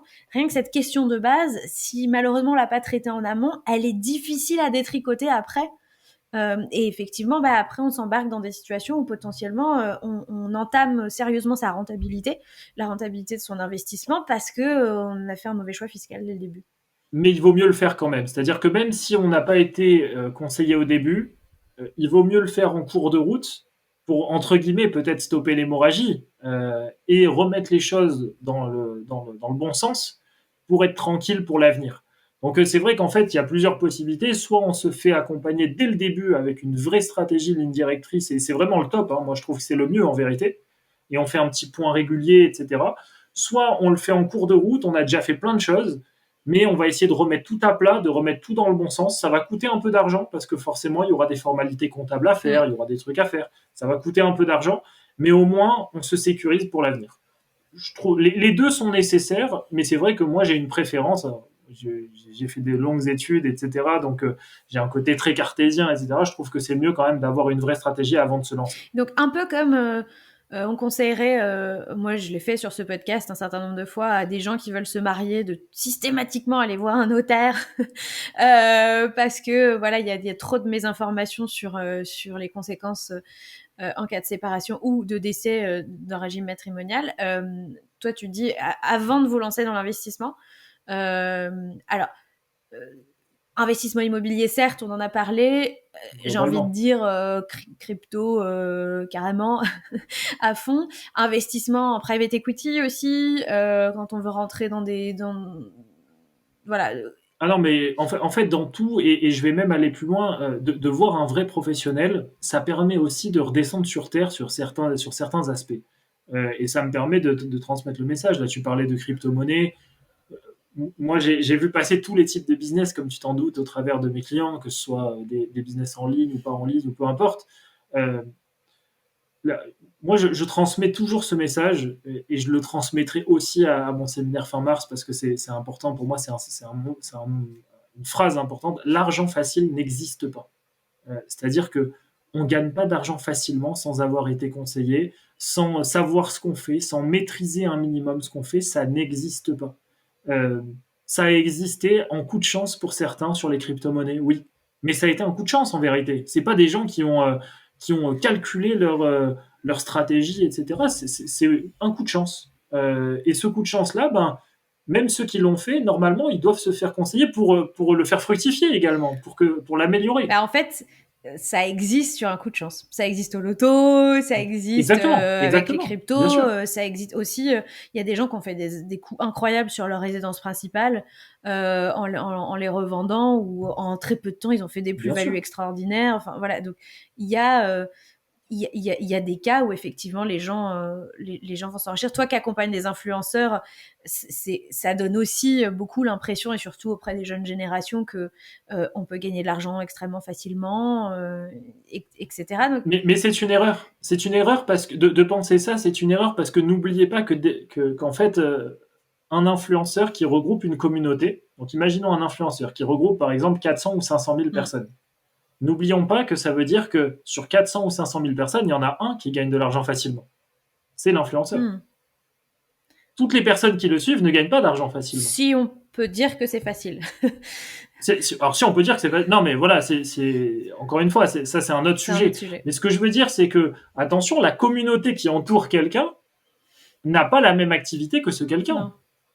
Non. Donc voilà, il faut faire quand même attention au raisonnement un peu rapide qu'on peut faire. Moi, je l'ai vu beaucoup, pareil, sur les trucs de trading, les robots de trading, tous ces trucs-là. Moi pareil, hein, je jette la pierre à personne, mais j'ai vu tellement de business où c'était facile de faire des fois deux, et puis au moment de retirer l'argent, plus personne parle français, quoi. Euh, voilà, faut faire attention. Ça n'existe pas de faire des fois 2, fois 3, fois 5 en 2 mois et en récupérant son argent et en faisant les choses de manière très tranquille, ça n'existe pas. C'est pas cohérent de fonctionner comme ça. Il faut avoir une vraie stratégie. Et dernier sujet que je voulais aborder sur la partie fiscalité personnelle, c'est celle liée à la transmission. On en parlait tout à l'heure, tu vois, tu disais nos Ouais. parents, grands-parents, etc. Sont attachés à leur patrimoine et c'est pareil. Je pense qu'il y a de plus en plus d'éducation sur ce sujet-là. Ouais, Les gens sont de plus complètement. en plus conscients sur la nécessité de le préparer, de dialoguer. Quelqu'un m'avait dit, ou j'avais entendu dire que grosso modo jusqu'à une transmission d'à peu près 1 million à ses enfants, donc héritiers directs, et conjoints survivants éventuellement, on pouvait relativement bien éviter la fiscalité en s'y Mm. préparant à l'avance. Est-ce qu'il y a un peu de vrai là-dedans? Est-ce que tu te dis, mais où est-ce que sort ce chiffre magique d'un Alors, million? ça toujours pareil, c'est le type de formule utilisée pour accrocher. Donc ça, c'est du marketing. Mais par contre, c'est pas faux. C'est-à-dire que, mais ça dépend de la Mm. situation. Si tu me prends un couple marié avec 3 enfants, assez facilement jusqu'à 1 million, voire 1,5 million. Moi, si tu me donnes la situation en fonction de l'âge des parents, en fonction de plein de choses, hein, finalement, oui, très clairement, tu peux réussir à faire disparaître des droits de succession ou des droits de donation jusqu'à 1 million, 1,5 million. Ça peut sans problème être fait, mais tout dépend de l'âge des parents, tout dépend voilà, de ce qu'on décide de faire. Il y a beaucoup d'humains derrière tout Mm. ça. C'est-à-dire que il y a plein d'outils d'optimisation sur la transmission. Mais par exemple, tu vois, regarde, si je veux transmettre à mes enfants, je sais que j'ai un outil qui marche très bien, c'est l'assurance vie. Mm. D'accord. Ça veut dire que pour mettre de l'argent sur l'assurance vie, il faut avoir de l'argent, il faut avoir des Ouais. liquidités. Donc ça veut dire que potentiellement, il faut que je vende un bien immobilier pour mettre de l'argent sur l'assurance vie. Ça veut dire que le parent en question, il faut quand même qu'il soit ouvert d'esprit à l'idée de dire, bon, ok, j'ai construit mon patrimoine immobilier toute ma vie, j'arrive à 65 ans, et ben, ce serait peut-être bien de vendre pour favoriser la transmission. Mais pas sûr qu'il soit suffisamment ouvert d'esprit pour le faire, parce que mettre de l'argent sur assurance vie, ben, ce sera peut-être moins bien loti que dans de l'immobilier. Donc voilà, chaque situation est différente, on en revient là, mais le raisonnement est pas complètement faux. Là. La formule que tu as prise est Mais pas fausse. typiquement, moi j'ai l'impression que là c'est un peu aussi une situation empoisonnée. C'est la personne justement qui a construit un patrimoine en nom propre, parce que comme tu dis, ça se faisait beaucoup, euh, et qui, au moment de la succession, bah, on a de l'immobilier acheté en nom propre, la personne est décédée, et en réalité, euh, c'est pas toujours voilà, au-delà du fait que ça peut être une situation explosive quand il y a plusieurs enfants, etc., sur Mm. la répartition qui veut vendre, qui est attaché à tel truc, etc. Ben voilà, c'est clairement pas la situation la plus optimisée fiscalement de transmettre un bien immobilier qui était détenu en intégralité par le défunt. Il faut anticiper, c'est-à-dire qu'il faut essayer. Moi, je dis toujours, si les auditeurs doivent retenir quelque chose, c'est peut-être qu'il faut faire les choses avant 70 ans. Ok. Dites-vous qu'il faut faire. C'est très, là encore, c'est très schématique hein, ce que je dis, mais il faut avoir fait un certain nombre de choses avant 70 ans. Passé 70 ans, on perd un certain nombre d'avantages liés à la législation en place. Donc 70 ans, c'est vraiment la première, le premier step où il faut avoir fait plein de choses avant en termes de transmission. Si on les a pas faites, ça coûtera plus cher à nos enfants au Donc, moment de la des succession. donations, des donations Exactement. partage, des démembrements De de propriété, propriété, des assurances vie avec en clause bénéficiaire les enfants. Il y a plein de choses à des faire. SCI familiales. Potentiellement. Là encore, pareil, ça dépend de la situation. Tu vois, tu disais, ce que tu disais, c'est un peu une idée reçue de dire on va mieux transmettre grâce à une Mm. société. Ça dépend. Hein. Ça dépend vraiment. Des fois, c'est pas la peine de créer une société pour transmettre. Ça dépend des situations. Ok. Alors, sur la fiscalité des particuliers, retenons. euh, le BABA, à minima, aller sur impôt.gouv.fr pour comprendre comment on calcule l'impôt sur les revenus. Se dire que dès qu'on veut investir, on doit avoir une stratégie et notamment qu'on doit prendre en compte la fiscalité. Sinon, on perd 2-3 mois de revenus éventuellement au lieu de peut-être un. Que si on se préoccupe de sa transmission, l'idée c'est de le faire avant 70 ans. Et je crois qu'on est pas mal. Il y avait, je sais plus, il y avait peut-être Non, peut-être le dernier point. Attention à ce qui vous semble trop facile, globalement. Ouais. Attention, que ce soit l'investissement Pinel, que ce soit les histoires de résidence internationale. Et l'autre conseil, c'est mieux vaut chercher à augmenter ses revenus bien optimisés plutôt que de baisser son imposition quand on est notamment salarié.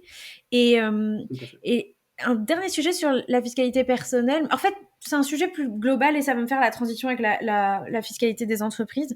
C'est la question de l'éthique de ton métier. Est-ce que toi, tu te la poses? Est-ce qu'on te la pose? Parce qu'évidemment, c'est joli le petit nom d'optimisation. Mais en réalité, alors, on exploite des lois qui sont en place. Donc, on est dans un cadre légal. On ne parle pas de faire des montages borderline ou illégaux. Donc, on est dans un cadre légal. Mais effectivement, ton métier, c'est de conseiller tout le monde sur la manière dont il peut alléger sa fiscalité, donc alléger l'argent qu'il va donner à l'État, qui, du coup, est aussi un manque à gagner dans un sens global de redistribution. Donc, évidemment que la question de l'éthique se pose. En général, en plus, et elle est d'autant plus, c'est un peu bête à dire, mais elle se pose pour les gens qui en ont, et qui participent à l'effort collectif. Et oui, elle se pose pas pour les un Français sur deux qui payent de l'impôt via la TVA et via d'autres systèmes, et qui n'en payent en tout cas pas via leur revenu. Il y a deux éléments de réponse. D'abord, le premier point, c'est que le premier objectif, c'est évidemment d'optimiser des situations. Mais optimiser des situations, tu l'as dit, c'est pas faire des choses illégales, hein. C'est juste se servir des textes existants pour faire en sorte d'optimiser un peu la situation de quelqu'un qui paye beaucoup trop de fiscalité par rapport à ce qu'il rentre dans sa trésorerie. Ça, c'est le premier point. Et le deuxième point, c'est que le deuxième objectif d'un fiscaliste, c'est de sécuriser son client. C'est-à-dire que c'est pas forcément de lui faire optimiser les choses, c'est de le sécuriser. C'est-à-dire qu'en cas de contrôle fiscal, il sera tranquille. En cas de contrôle fiscal, les risques sont maîtrisés. En cas de contrôle fiscal, finalement, on n'aura pas un redressement qui va coûter beaucoup d'argent. Parce qu'il y a tout un tas de choses qui ne se savent pas, qui ne sont pas connues. Je te prends un exemple, comme ça on reste du côté des particuliers. Il y a beaucoup de gens qui ne savent pas que quand on a un compte bancaire à l'étranger, il faut le déclarer à la France. Si tu le fais pas, c'est 1 500 € par compte non déclaré, par année non déclarée, dans la limite de 4 ans. Tu as ouvert 2 comptes crypto un jour où tu avais envie de mettre 100 € pour t'amuser avec ton mari, machin. Je sais, chaque année, c'est ça qui me fait perdre le plus de temps. C'est de retrouver les informations de ces comptes, sachant que si tu ouvres un compte sur Revolut, tu dois le déclarer. Exactement. N26, je crois que, je sais plus, c'est PayPal aussi. Je crois qu'il y a un... Tous les comptes bancaires ou d'actifs numériques, il faut les déclarer. Donc tu vois, ça, c'est un truc. Toi, aujourd'hui, tu le sais, tu vois. Il y a beaucoup de gens qui ne le savent pas. Et des exemples comme ça, il y en a des centaines. C'est-à-dire que, toi, là, on prend l'exemple du compte bancaire à l'étranger. Mais des exemples comme ça d'obligations qui ne sont pas connues par les Français, il y en a des centaines. Et donc, le rôle d'un fiscaliste, c'est aussi d'anticiper et de répondre favorablement à toutes ces obligations fiscales. Parce que quand tu remplis pas correctement tes obligations fiscales, derrière, tu subis un redressement et donc des amendes. C'est une erreur de penser qu'il n'y a que les riches qui ont des contrôles fiscaux. Enfin, en tout cas, il n'y a que les gens soumis à l'impôt. Donc... Alors, voilà, alors déjà, ça dépend ce qu'on entend par riche, donc tu as bien fait de modifier. De toute façon, un agent de l'administration fiscale ne va pas se déplacer pour récupérer 5 €. Ni même 1 000 €. Ni même 1 000 €, encore que, mais bon, ça dépend des situations. Mais il vient parce qu'il y a une situation qui attire son attention et parce qu'il y a des chiffres importants qui laissent supposer que s'il y a un redressement, ça fera un montant sympa pour l'administration fiscale. Donc non, c'est pas faux. Ce que tu dis, c'est pas faux, mais bon, tout est dans la définition de ce qu'on entend par riche, etc. Mais je voulais partager une anecdote personnelle qui peut peut-être servir aux auditeurs, mais j'ai fait je sais pas trop si c'est une erreur ou un oubli. Donc moi, j'ai plein de logements en location courte durée. Et en fait, j'ai mal renseigné sur Airbnb le fait que c'était géré par des sociétés. Et du coup, ces revenus ont été autodéclarés à titre personnel. Et alors, en fait, ce qui se passe, c'est que quand tu déclares tes revenus, là, dans mon cas, il y avait marqué « Nous avons connaissance de revenus qui ont été déclarés par une plateforme tiers, en l'occurrence Airbnb, et pour un montant de 86 000 euros. On vous laisse on les a pas pré-remplis parce qu'on vous laisse le loisir de les mettre dans les bonnes cases. Merci. Et en réalité, tout ça vient de mon erreur parce que j'avais oublié de déclarer que ces revenus, ils étaient perçus par mes sociétés, donc l'imposition était payée au titre de mes sociétés. La première chose que je me suis dit, c'est une erreur qui va me coûter cher parce que elle attire l'attention du fisc sur ma situation. Et du coup, parce qu'on est passé de ah bah nous on pensait que vous aviez 86 000 euros à déclarer et je ne comprends pas, vous en avez déclaré 0 sur les revenus locatifs, parce que c'est ce que j'ai fait, c'est qu'à la fin, bah, moi j'ai rectifié et à titre personnel j'ai touché 0 revenu locatif. Mais c'est pour dire qu'effectivement la question est nous on est en train d'enregistrer cet épisode en janvier, mais pour tout te dire, je pense que je vais le diffuser juste avant l'ouverture de la période de déclaration des revenus. Ah, ok. Alors, j'ai un truc à rajouter très important. Mais voilà, je voulais partager cette anecdote parce que c'est vrai que des fois, quand on est dans l'euphorie de je vais mettre un nouveau bien sur Airbnb, j'ai gagné plein d'argent avec, etc. Ces aspects-là ne semblent pas être les plus importants, mais voilà. Pour l'instant, je touche du bois, mais j'ai pas eu de contrôle fiscal. Mais clairement, je me suis dit, c'est typiquement le genre de situation où je m'attire un contrôle fiscal bêtement parce que j'ai pas rempli la bonne case sur Airbnb, et donc le fisc peut penser que j'ai du coup pas déclaré 86 000 euros. Bien sûr, oui, complètement d'accord avec toi. Non, ce que je voulais juste ajouter, parce que tu parlais de déclaration fiscale, tu vois, il y a un truc que j'ai mis en place avec mes étudiants, pour te donner un exemple. Tous les ans, pendant 3 jours, je crée un centre d'appel où mes étudiants sont en binôme et répondent aux appels de toute la France pour aider les gens à remplir leur déclaration fiscale. Donc on le fait gratuitement, je les forme pendant plusieurs semaines pour qu'ils apprennent à bien remplir toutes les cases de toutes les déclarations. Et après, pendant 3 jours, enfin l'an dernier c'était pendant une semaine, on a des Français de toute la France qui appellent les étudiants. Alors je suis là pour driver évidemment quand il y a des sujets techniques, hein, et on les aide gratuitement à remplir leur déclaration. Donc Alors, tu vois, pour te donner cette où anecdote. est-ce qu'on peut retrouver cette information? Parce que, évidemment, à la moment où on enregistre, je suppose que tu n'as rien de mis en place, mais au moment où les gens entendront cet épisode, ils seront particulièrement intéressés d'avoir l'information. J'imagine qu'on retrouve ça sur ton Instagram. Exactement, exactement. Sur mon Instagram, c'est très simple. Donc, Simon d'Aragon ou d'Aragon Conseil? J'ai un petit doute. D'Aragon Conseil, c'est le nom d'Instagram. Et le dispositif qu'on met en place, ça s'appelle la cellule fiscale. C'est en place tous les ans. Et en fait, même en tapant sur Google, on a plusieurs chaînes de télé, etc., qui sont venues l'an dernier pour faire des reportages, etc., parce que l'initiative a été largement saluée. Mais peut-être que tu m'auras sur ta hotline cette année. Avec grand plaisir. Pour la déclaration des revenus. Parce que c'est un vrai sujet, et effectivement, comme la plupart des gens, j'ai commencé ma vie en étant simple salarié, j'avais que ça à déclarer, et puis tout d'un coup j'avais une femme de ménage et quelques revenus à déclarer, et puis etc. Là je vais rentrer l'année prochaine dans la CAF, les enfants, les parts, etc. Mais c'est surtout la question des revenus immobiliers. Pour l'instant j'en ai pas en nom propre, donc c'est vrai qu'en fait ma situation est pas compliquée. En revanche, il y a ma situation entrepreneuriale. Okay. Et donc là, on fait une transition enfin avec la fiscalité des entrepreneurs. J'ai une question un peu, c'est pas piège à te poser, mais comme je voudrais qu'on se concentre sur les solopreneurs, tu sais, tu m'as dit tout à l'heure quelque chose et je me suis dit, tu m'as dit, c'est pas les salariés qui payent le plus d'impôts en France, c'est les chefs d'entreprise, et tu m'as pris l'exemple d'un chef d'entreprise qui ont des salariés. Et effectivement, oui, effectivement, le chef d'entreprise qui a des salariés, il paye beaucoup d'impôts. Le soloprenariat ou le freelancing, enfin la personne qui est seule en réalité, moi j'ai plutôt l'impression que devenir entrepreneur est presque un levier d'optimisation fiscale, parce que évidemment, on renonce à un certain nombre d'avantages, droit au chômage, etc. Mais en réalité, sous une société, on peut quand même faire beaucoup de choses pour alléger sa fiscalité. Et donc, si on exclut effectivement la partie assez lourde de l'entrepreneur qui a des salariés, à titre personnel, moi j'ai plutôt l'impression que l'entreprise est un véhicule d'optimisation fiscale.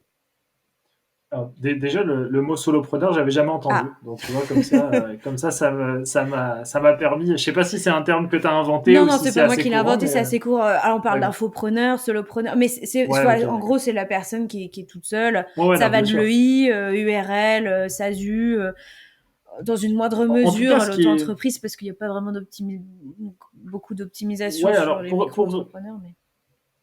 Ouais, ça dépend, ça dépend. Mais pour répondre à ta question très directement, en fait, l'avantage qu'on a lorsqu'on devient chef d'entreprise, donc solopreneur, plutôt seul dans sa structure, l'avantage qu'on a, c'est qu'on a des options, c'est qu'on a des leviers. Alors qu'en tant que salarié, on n'en a pas. C'est ça, en fait, la vraie différence. Alors, après, il y en a qui sont pas adaptés à tous les chefs d'entreprise. Il y en a, je pense par exemple à l'épargne salariale, il faut avoir des salariés pour ouais. que ce soit intéressant. C'est vrai que tu as quand même... euh, moi, je fais toujours cette comparaison que j'adore la faire parce que généralement, elle marque entre le salarié et l'entreprise. En fait, quand je suis salarié, je perçois mon salaire, je paye mes impôts sur mon salaire et ensuite je vis. Je vis dans ma vie de tous les jours. Ouais. Donc, je vais au restaurant, etc. Quand je suis chef d'entreprise, quand j'ai une société, la société, elle reçoit du chiffre d'affaires, elle vit et elle paye l'impôt sur ce qui reste. Mm. Et en fait, quand tu fais cette comparaison, tu te rends compte que finalement, quand tu es salarié, tu vis après impôt et quand tu es en entreprise, quand tu es une société, tu vis avant impôt. Et en fait, tout est dit sur l'optimisation. C'est-à-dire que on a le premier levier qui permet finalement, lorsqu'on est chef d'entreprise, de vivre avant impôt, alors que quand on est juste salarié, on vit après impôt. Et donc le premier levier, il est là. Alors après, il y en a plein d'autres, évidemment, hein, dans lesquels C'est on... très bien dit. Ouais, Et je trouve que c'est... j'ai une illustration qui marche assez bien. C'est, vous voulez vous payer des formations pour vous, peu importe, vous former sur tel ou tel sujet, etc. Et ben, en tant que salarié, effectivement, ben, ce sera après avoir reçu la paye, après avoir été pas, fiscalisé. forc- pas Ah, forcément, mais l'exemple des formations est pas faut bon. enlever le CPF. Non, non, non, ah, non, Tu non, pensais alors, pas à ça? non, je pensais que quand tu es salarié, dans tes frais Et réels, tes tu sais, frais tu as le réels, choix oui. entre les... Dans tes frais réels, tu peux parfois passer tes formations. C'est juste ça, la petite précision pour tout le C'est monde. vrai. Pour que les gens qui nous écoutent, qui sont salariés, fassent pas Mais demi-tour face aux formations. si t'as pas des gros montants de formation et que par Ouais, ailleurs ta situation, t'as pas de déplacement professionnel ou de repas, etc., en vrai, t'as pas vraiment une exactement. situation pour passer aux frais réels. Donc, c'est pas les 2 500 € que tu vas dépenser en formation sur l'année Très qui vont être clairement. intéressants. Et c'est vrai que Très moi, clairement. c'est un levier extraordinaire pour moi. C'est que tout ce qui me sert à me former, y compris les coachings, donc qui sont plus de la formation personnelle sur mon mindset, enfin tout ça en fait je le fais payer par ma société et donc c'est un des nombreux leviers d'optimisation de l'entrepreneur Hmm. et donc je suis content en tout cas. Ben oui, en fait, tu vis, quand tu es chef d'entreprise, tu vis avec ton chiffre d'affaires. Alors que quand tu es salarié, tu reçois de ton chef d'entreprise, tu reçois non pas du chiffre d'affaires, mais tu reçois le chiffre d'affaires avec enlevé tout ce qui doit être payé par le chef Mm. d'entreprise. Donc forcément, les montants ne sont pas les mêmes. Et alors je suis entrepreneur, j'ai fait une super année, Hmm. je suis au 1er octobre. Donc, Déjà l'erreur est déjà commise. Parce que tu as compris l'erreur que tu as faite. L'erreur que tu as faite, c'est d'attendre le 1er octobre pour t'en soucier.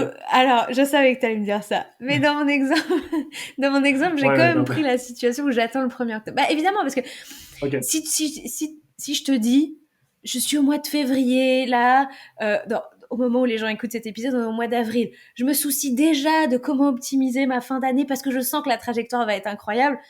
Ah, t'es déjà, enfin, tu fais partie des 0,1% des entrepreneurs qui ont tout compris à l'histoire, mais vraiment, on va parler pour Non, je des comprends. gens comme moi, la plupart des gens, effectivement, ne serait-ce que parce qu'on a peu de temps et que c'est pas forcément les sujets top of mind qui nous arrivent en tant qu'entrepreneur. Bref, du coup, déjà, c'est déjà pas mal quand je me réveille au 1er octobre.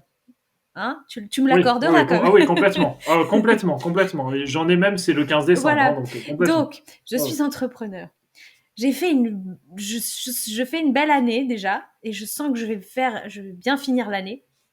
On est au 1er octobre, et du coup, tu me vois venir, j'ai fait un énorme chiffre d'affaires, et en plus, je suis plutôt dans la prestation de services, prestation intellectuelle, je fais des grosses marges. À la base, j'ai pas forcément beaucoup de charges, j'ai pas de salariés, je paye 2-3 logiciels, etc. Donc, je vais me prendre la douille. Parce que mon bénéfice, il va être énorme. Qu'est-ce que je fais? Est-ce que je me rémunère? Est-ce que je crée des charges? Est-ce que je déclare mon bénéfice, je paye mon nièce et ensuite je fais de l'optimisation? Qu'est-ce que je fais? Est-ce que je peux sauver les meubles en 3 mois? Est-ce qu'on aurait plutôt préparé l'année d'après dans ce schéma-là? Mais qu'est-ce que je fais? T'as remarqué que je note en même Ouais. temps parce que ta question, elle est tellement large que Non. je pourrais, ah bah.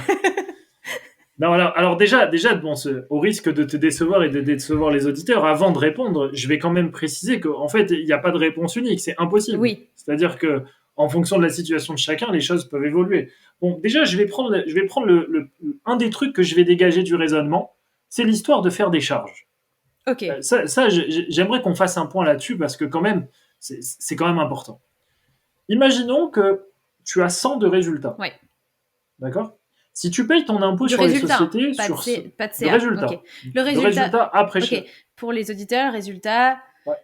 C'est le bénéfice comptable. C'est chiffre d'affaires moins charge. Voilà. Chiffre d'affaires moins charge, moins toutes les charges qu'on a, on a notre résultat. Imaginons qu'on a 100 de résultats. Tu vas donc payer ton impôt sur les sociétés sur 100. Oui. D'accord? Cet impôt sur les sociétés, il sera donc de 25, prix à la 25%. D'accord? 25%, donc 25 sur 100, donc ok. Il reste 75. Okay. Tu as des gens qui te disent, même des experts comptables, je les adore, hein, mais il y en a qui te disent, faites des charges en fin d'année pour baisser le résultat. Mais alors moi, ça c'est un truc que je ne comprends pas. C'est-à-dire que tu préfères avoir un résultat de 100 et payer 25 d'IS qui te reste 75, ou tu préfères avoir un résultat de 80 parce que tu as passé des charges dont tu n'avais pas besoin, payer ton IS sur 80 et qu'il te reste 50 et quelques. Moi, personnellement, je préfère qu'il me reste 75. Donc, faire des charges pour faire des charges, ah non, mais c'est pas discutable. Tu peux faire la moue. Les auditeurs ne me voient pas, mais je sais pas. Je sais pas. Donc toi, dans ton raisonnement, tu préfères dépenser de l'argent sans raison et avoir un résultat plus faible. Non, mais tout est dans la question du sans raison. La question, c'est est-ce que il y a des charges que je prévoyais de faire l'année prochaine que je peux faire cette année? Exactement. Voilà, ça c'est un autre sujet. Comptablement, la rémunération c'est une charge, donc est-ce que je préfère Ça, on va en parler juste après. Ouais, la rémunération, j'y viens après, mais moi, je mets juste en garde les auditeurs parce que ça c'est un truc qui revient beaucoup et pas toi évidemment puisque tu es averti, mais attention de pas se dire oh je vais faire un gros résultat donc je vais aller au restaurant, je vais aller dépenser je sais pas comment, etc. Ça n'a pas de sens. Moi je préfère avoir un résultat plus élevé que d'avoir un résultat plus faible juste en ayant dépensé sans réfléchir mon argent. Donc ça c'est un premier point important. Faire de la charge pour faire de la charge, ça n'a pas de sens. Par contre évidemment, anticiper des futures dépenses, faire de l'investissement un peu en avance pour l'année suivante, etc. Là-dessus il n'y a aucun souci, on est bien d'accord. Donc ça c'est le premier truc. Sur la rémunération. Alors sur la rémunération, la première question que vous avez à vous poser en tant que chef d'entreprise, c'est simple. De combien ai-je besoin par mois pour vivre? C'est aussi simple que ça. Une fois que j'ai déterminé de combien j'ai besoin par mois pour vivre, à partir de là, je peux choisir ma rémunération. C'est-à-dire que quelqu'un qui est chef d'entreprise, il a 2 charges qu'il ne pourra jamais passer sur sa société. Le crédit résidence principal, ou le loyer, et les courses. Et et Je les coûts qui se rajouterais, parce que retirent. ça va bientôt me concerner, mais tout ce qui concerne les gamins. Oui, Les évidemment, gardes évidemment. d'enfants, les colonies de vacances. Évidemment, alors, ouais, bien sûr, non, évidemment, toutes les dépenses, je prenais l'exemple classique, hein, mais Non, mais je suis évidemment, d'accord tu avec peux toi, rajouter. effectivement. Voilà, crédit résidence Donc, principale, donc, les le- donc, courses. je crois que le premier raisonnement, c'est de se dire de combien j'ai besoin par mois pour faire face à ces Mm. dépenses-là. Et à partir de là, je vais choisir ma rémunération. Et cette rémunération, selon son montant, eh ben, je vais choisir le type de société dans lequel je vais développer mon Ah, activité. donc, Est-ce que je vais ok, donc plutôt. toi, Ouais. tu pars d'abord de combien j'ai besoin en termes de rémunération pour Ah, orienter le c'est une choix évidence. de la société. Évidence. Ok. Ah ben, sinon, tu vas être obligé de changer la forme de ta société, donc ça te coûtera des frais comptables après. Donc, on est encore dans Et du coup, l'anticipation, c'est tu quoi la vois. On est logique? encore dans C'est-à-dire, cette logique. si j'ai besoin de peu, il y a un statut qui est plus Pardon. adapté, et si j'ai besoin de beaucoup Exactement. plus, il y a un statut qui est plus adapté. Alors, il y a pas mal d'autres Oui, paramètres, évidemment. mais Il y a, par exemple, de combien. Est-ce que je suis plutôt dans une logique où je veux me rémunérer tous les ouais. mois, ou est-ce que je veux prendre des dividendes une fois par an et ça me suffit, enfin, et ça me convient pour vivre et après je gère comme j'ai envie. Tu as aussi, pardon, tu as aussi la logique bancaire derrière. C'est-à-dire que quelqu'un qui veut faire de l'investissement immobilier, s'il se rémunère qu'en dividende une fois par an, il va pas y arriver parce que les banques ne tiennent pas compte des Ouais. dividendes. Donc, tu vois, en fait, c'est difficile de décorréler complètement de la situation de la personne le choix de la structure, le niveau de rémunération. Mais donc, pour revenir à ta question, les charges, ok, à condition qu'elles soient maîtrisées et qu'elles soient faites de manière intelligente pour les besoins de la société l'année suivante.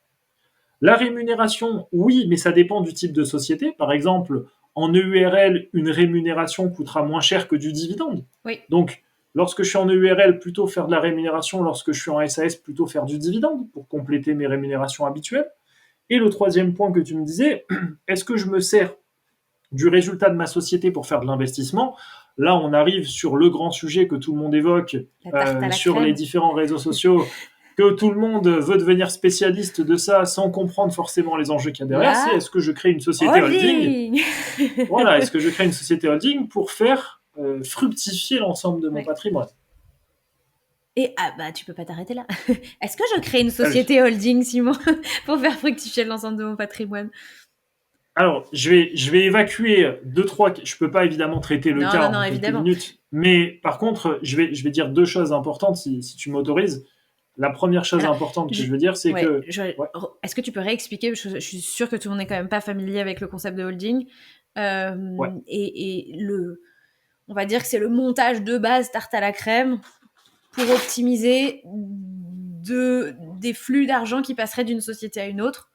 Et notamment quand on a une société commerciale et quand on veut faire de l'immobilier via des sociétés et qu'on a aussi une société commerciale qui dégage de fortes marges et de forts bénéfices. Ah mais tu me montres un schéma là, mais les auditeurs ne voient pas ce schéma. ah, ok, d'accord, d'accord. J'avais oublié parce que comme nous on se voit, Ben j'avais oui. oublié que les auditeurs ne verraient pas. Ok. Alors, l'intérêt d'une société. Alors, c'est quoi une société holding? Une société holding, c'est une société que tu crées au-dessus Une société de ta mère. société principale. Exactement. Le but de cette société, c'est de récupérer l'argent qu'il y a dans les sociétés de ses filles Mm. et de l'envoyer vers d'autres business, vers d'autres projets. Je prends Ok. la société de la fille 1, je la remonte chez Hmm. la mère et je la Ouais. redescends chez la fille 2, concrètement. Exactement. Et tout ça, je rentre pas dans les détails parce que c'est trop technique, mais tout ça avec une fiscalité très Mm. avantageuse, puisque ça permet d'éviter pas mal de frottements fiscaux qu'on a par ailleurs. Ok. Ce montage-là, qui nécessite évidemment d'être accompagné dans son cas particulier, parce que ne vous amusez pas à le lancer sans avoir réfléchi avant, n'a de sens que si en dessous la société holding, il y a au moins une machine à cash. Oui. Il faut au moins une société qui fait un vrai résultat. C'est-à-dire que le gars qui me dit je vais faire une holding, ah bon, tu fais combien dans ta société principale? Je fais un résultat de 5 000 ou 10 000, bon bah tu peux oublier. Parce que faire circuler 5 000 euros, j'ai beaucoup de respect pour n'importe quelle somme d'argent, hein, évidemment, mais faire circuler 5 000 euros pour les réinvestir dans un autre business, ça n'a pas trop Non mais d'intérêt. honnêtement, c'est très intéressant de le dire et je suis pas sûre qu'on l'entende beaucoup. Euh, parce qu'effectivement, on Ouais, non, va mais entendre, créer votre SCI et créer votre holding, vaut mieux la créer tout de suite, parce que après, etc. parce qu'après quoi? Parce qu'après, ça va faire un peu de frais comptables? Ouais, ben, moi, je Enfin, préfère avoir des pour frais pour une comptables. SCI qui a acheté de l'immobilier et qui est en train d'amortir, concrètement, ça va pas faire grand frais de rajouter une holding au-dessus d'une SCI. Mais quand bien même il y aurait des frais comptables, moi, je préfère avoir des frais comptables quand j'ai de l'argent plutôt que d'avoir des frais comptables quand j'en ai pas. Mais en tout cas, ce que tu dis, c'est le principe, c'est de passer de l'argent d'une société à une autre, Exactement. une société qui en fait Exactement. beaucoup et une société qui Une qui en a potentiellement en a besoin. plus besoin. Et Hmm. donc, on met une holding entre les deux, parce que sans cette Exactement. holding, c'est très coûteux de faire passer de l'argent de l'une à l'autre. Voire, c'est pas impossible, mais en fait, on est obligé de prendre l'argent en tant qu'associé, de la remettre dans l'autre, et en fait, c'est très coûteux. Et donc, effectivement, il faut avoir une machine à cash. Et c'est pour ça que c'est intéressant. Des sociétés commerciales machine à cash, on va retrouver des business type Tous les types de influenceurs. business. Tous euh, les types de business, bien sûr. en tout cas, les business qui génèrent beaucoup de résultats Hmm. et qui ont de l'argent à faire remonter. Sachant que, euh, voilà, moi, je me suis passée de passer par la case de bénéfices pour les faire remonter, mais j'ai plutôt, pour l'instant, utilisé les mécanismes de convention de trésorerie. Ouais. Euh, voilà, parce que du coup, je passe pas encore à la case IS, mais ça, c'est une autre histoire. Mais tu vois, par exemple, moi, je l'ai créé trop tard, ma holding. Ouais. Ouais. Je l'ai créé trop tard. Et du coup, j'ai un petit peu douillé Ah ouais, sur l'apport de part, etc. parce Bien que ma sûr. société commerciale commençait déjà à cracher de Ouais. l'argent. Donc elle avait une valeur Voilà, importante et donc du voilà. coup, bien Et sûr. donc il y avait plusieurs sociétés à intégrer dans ma holding. Et grosso modo, ça m'a coûté entre les frais de comptable et les frais des bourgs d'enregistrement, etc. euh, entre 8 000 euros à peu près. C'est ça, c'est à peu près Donc, ça. Généralement, c'est entre 6 et 12 000 selon les valorisations, selon tout ça. Exactement. donc il y a des gens pour qui ça coûte encore plus cher, mais je me serais bien passée de payer ces 8 000 euros. Ouais, bien sûr. Après, voilà, dis-toi aussi que tu as eu un comportement prudent. C'est-à-dire que tu as eu un comportement qui est celui de quelqu'un qui a d'abord voulu réussir un minimum Mm. avant de se projeter sur ce type de montage. C'est peut-être mieux que d'avoir tout monté tout de suite. Et puis si ça marche pas, tu te retrouves avec des frais comptables stratosphériques tous les mois qui ne Ouais. correspondent pas à ta réussite. Quels sont les leviers qui sont à l'inverse complètement sous-estimés par les entrepreneurs? Tout à l'heure, là on revient peut-être dans un sens entrepreneurial un peu plus large. Tu parlais de l'épargne salariale tout à l'heure. Euh, Ouais, alors ça, je vais pas en parler en détail, parce que c'est hyper ok, technique pour le coup et c'est des montages j'avais fait particuliers. des épisodes là-dessus, mais ça c'est typiquement un levier qui est sous-utilisé par les Très chefs clairement, très d'entreprise. clairement. Bah, en fait, il est utilisé que par les grandes Mm. entreprises. Donc, du coup, tous les entrepreneurs, on va dire à taille humaine, qui auraient un salarié, deux salariés, c'est un dispositif qu'ils n'utilisent quasiment pas. Donc, c'est très, très sous-estimé parce que c'est un petit peu complexe à mettre en place, mais tu as des gens qui sont spécialisés pour le mettre en place. Donc, c'est pas très compliqué et c'est hyper intéressant. Alors, je vais revenir à ma question de je suis le premier au nom au 1er octobre. Ouais. Ok, donc je suis un entrepreneur à succès. Je vais faire une super année. On est le 1er octobre. J'appelle Simon. Simon, comment je fais pour optimiser? Est-ce que tu me dis, ah ben en 3 mois, je peux te créer une résidence fiscale à Dubaï, ça va le faire. Non, est-ce qu'il y a des... Jamais de la vie. Est-ce qu'il y a des choses qu'on peut faire pour terminer l'année en beauté?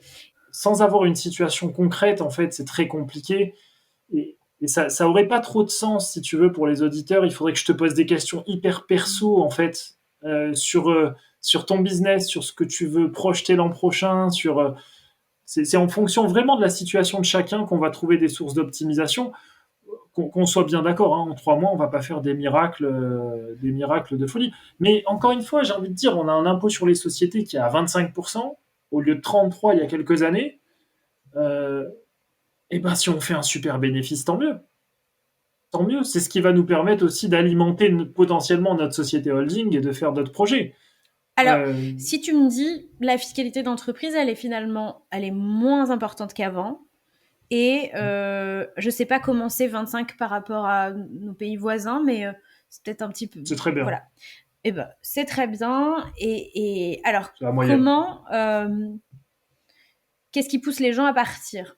Qu'est-ce qui pousse tes clients, influenceurs, à se mettre en résidence fiscale à Dubaï? Est-ce que c'est parce qu'on va passer de 25 à 15 et que là-bas il fait beau? Non, là-bas, on va passer de 25 à 0. C'est quand même différent. D'accord. Il y a une grosse différence. Là, on passe à 0 pour Dubaï. Non, par contre, c'est vraiment très intéressant ce que tu dis. Tu vois, tu me dis, qu'est-ce que ça entraîne comme conséquence le changement de résidence fiscale à Dubaï, etc. Moi, je le dis toujours, moi, tous mes clients que j'ai pu accompagner à s'expatrier dans les différents pays, euh, et je te le dis et je le dis vraiment aux auditeurs, et c'est vraiment ma conviction, contrairement à ce qu'on pourrait penser, on part pas que pour des raisons Mm. fiscales. Ça c'est vraiment la pire bêtise qu'on peut faire, c'est de partir pour des raisons fiscales. On part pour d'autres choses aussi. On part pour une vie qui va nous être quand même agréable. On part pour un pays qui nous plaît, un cadre de vie qui nous plaît.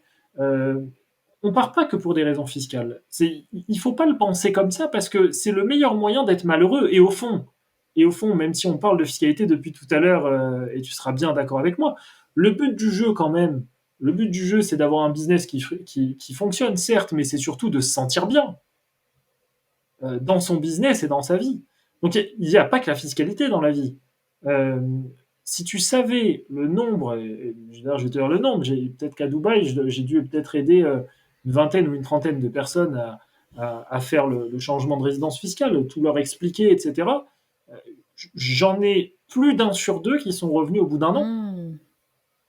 Euh, Pas parce que la fiscalité, elle avait changé là-bas, c'était toujours zéro, mais parce qu'à un moment donné, il y a le style de vie.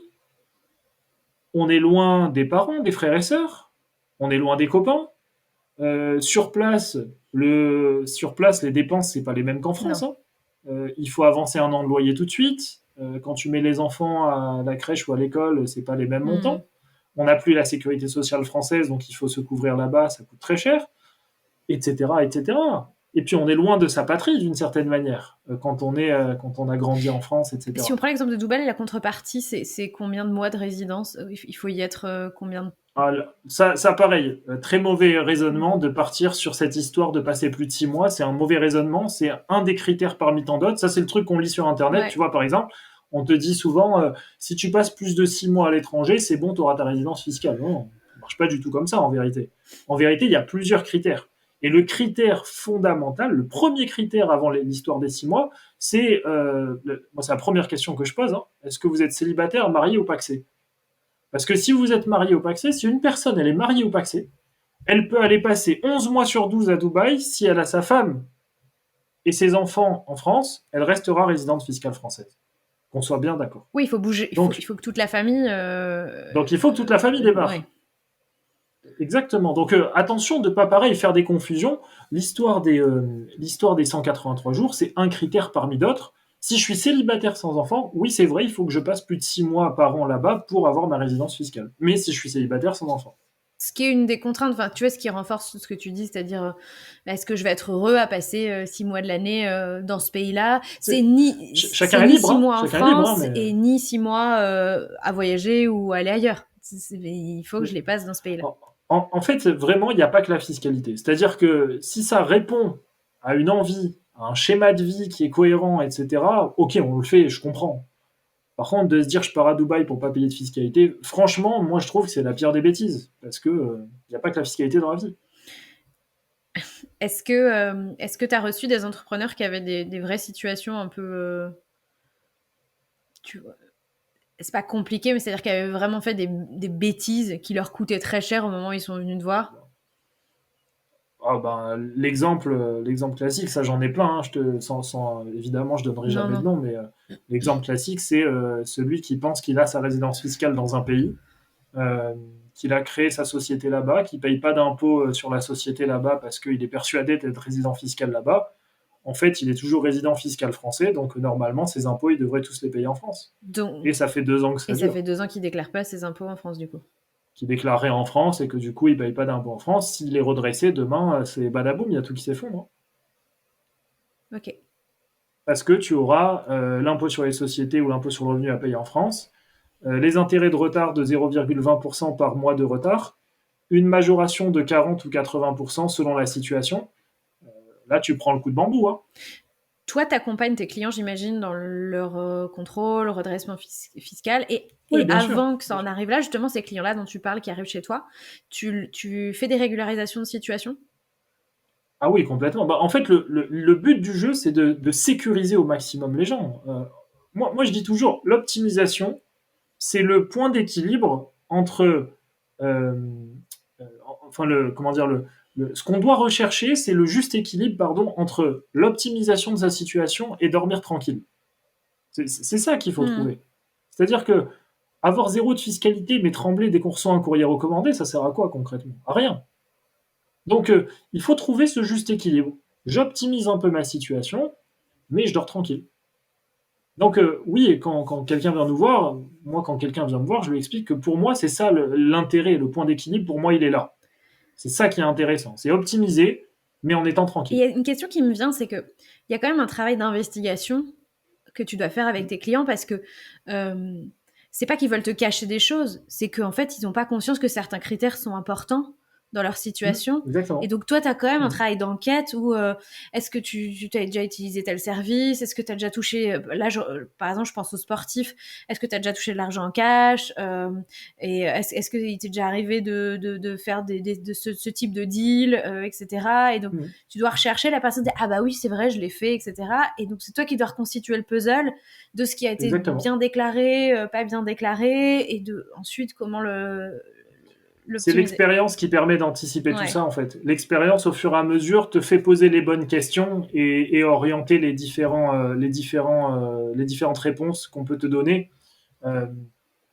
En clair, le plus important, c'est que la personne ait une confiance aveugle dans ce qu'on va faire, une confiance aveugle en moi ou en le fiscaliste auquel on fait appel, et soit en capacité de tout lui donner, tous les éléments, parce que c'est vrai que quand on n'a pas tous les éléments du puzzle, à un moment donné, ça risque de coincer.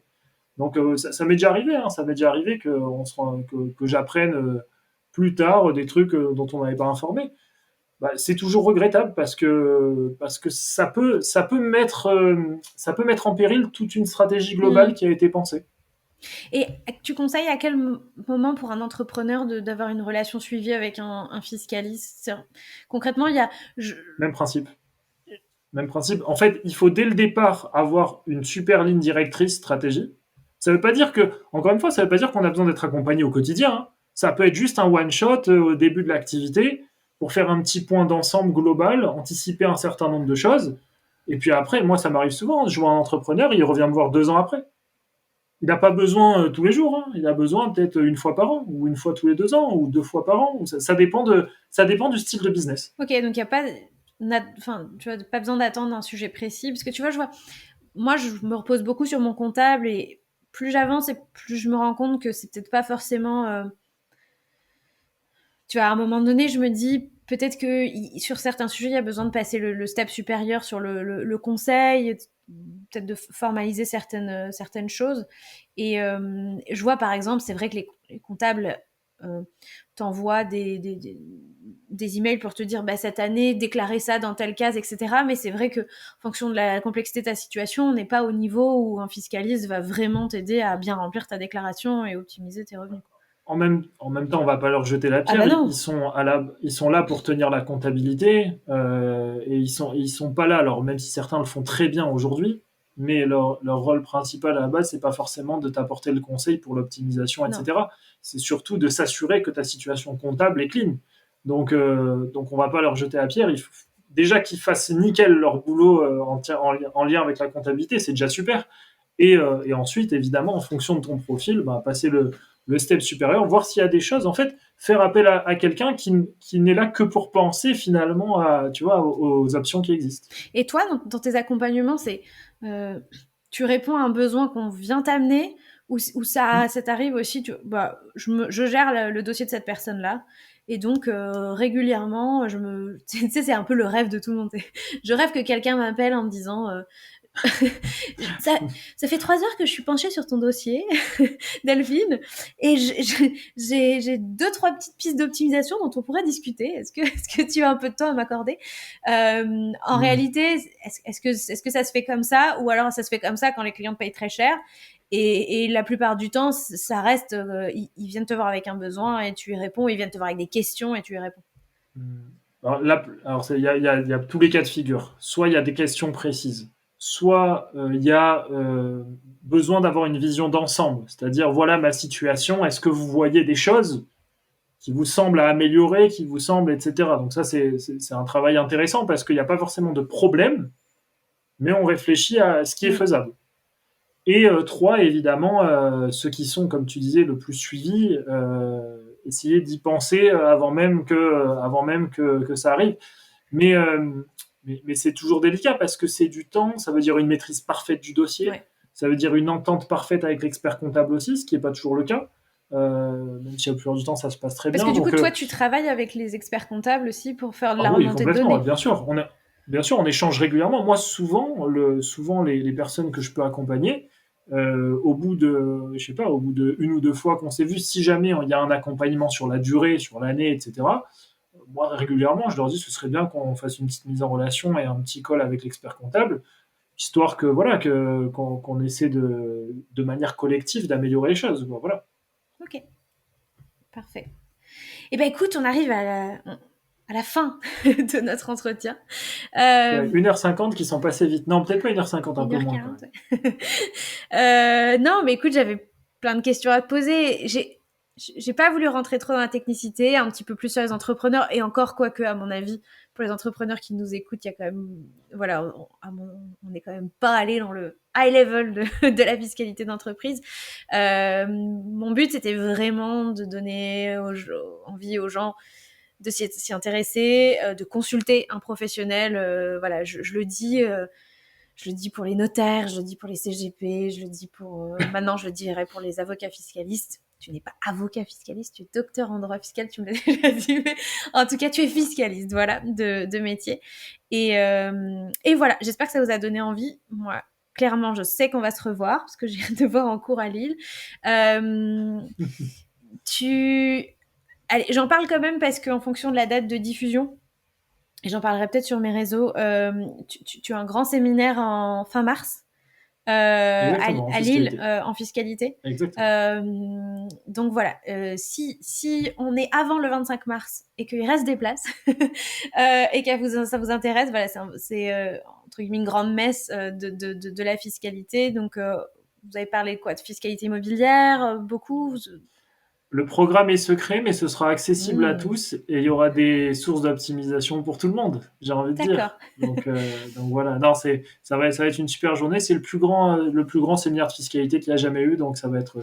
Est-ce que là, je me mets dans le cas de figure où effectivement, je diffusais l'épisode après. Est-ce que tu vois, ça peut être une idée pour toi de faire des packages replay pour les. Ouais, bon. D'autant que tout le monde n'a pas Alors, la possibilité d'aller à Lille.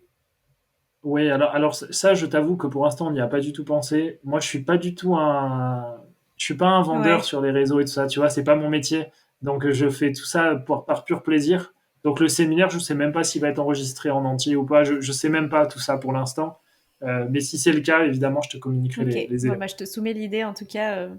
Parce que même moi qui habite Voilà. à 1 heure de Lille, comme je serai sur la fin de mon terme, et ça se trouve, en vrai, je serai en plein accouchement au moment de ce séminaire. Du coup, ouais, tu vois, c'est quelque chose qui potentiellement pourrait m'intéresser. Avec Donc, plaisir. Simon, on te retrouve. C'est sur Instagram ou LinkedIn que tu vas être le plus. Instagram, Ouais, Instagram uniquement, Instagram d'Aragon Conseil. voilà. Et c'est moi-même qui gère mes comptes. Ça, c'est pas délégué. Voilà, donc d'Aragon Conseil pour suivre Simon, qui vulgarise la fiscalité dans tout genre. Et donc, vous aurez des infos sur la cellule de déclaration de ses revenus, sur le séminaire de fiscalité. Et puis voilà, pour défricher le sujet, commencer à rentrer dedans. Simon est une super personne ressource à suivre sur les réseaux sociaux.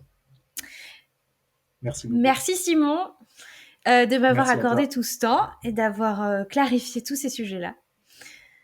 Et puis, Merci à pour toi. les auditeurs, eh ben, on se retrouve très bientôt pour un nouvel épisode. Ciao, bye bye. Merci à vous tous qui êtes restés jusqu'au bout de cet épisode. Il est temps d'honorer le rituel de fin d'écoute en prenant quelques minutes pour noter quelque part ce que vous retenez de cet épisode. C'est important de le faire parce que sinon vous allez zapper vers autre chose et dans 15 jours il ne restera pas grand chose de cette heure et demie consacrée à vous éduquer et à vous former sur la fiscalité. Pour ma part, je retiens de cet épisode que la fiscalité n'est pas un domaine où il est bon de faire des généralités et que payer pour un bon conseil en fiscalité, un conseil personnalisé peut nous permettre d'économiser beaucoup d'argent en faisant les choses correctement dès le départ. Voilà pour aujourd'hui, on se retrouve très bientôt pour un nouvel épisode. D'ici là, prenez soin de vous et de vos finances. Ciao, bye bye!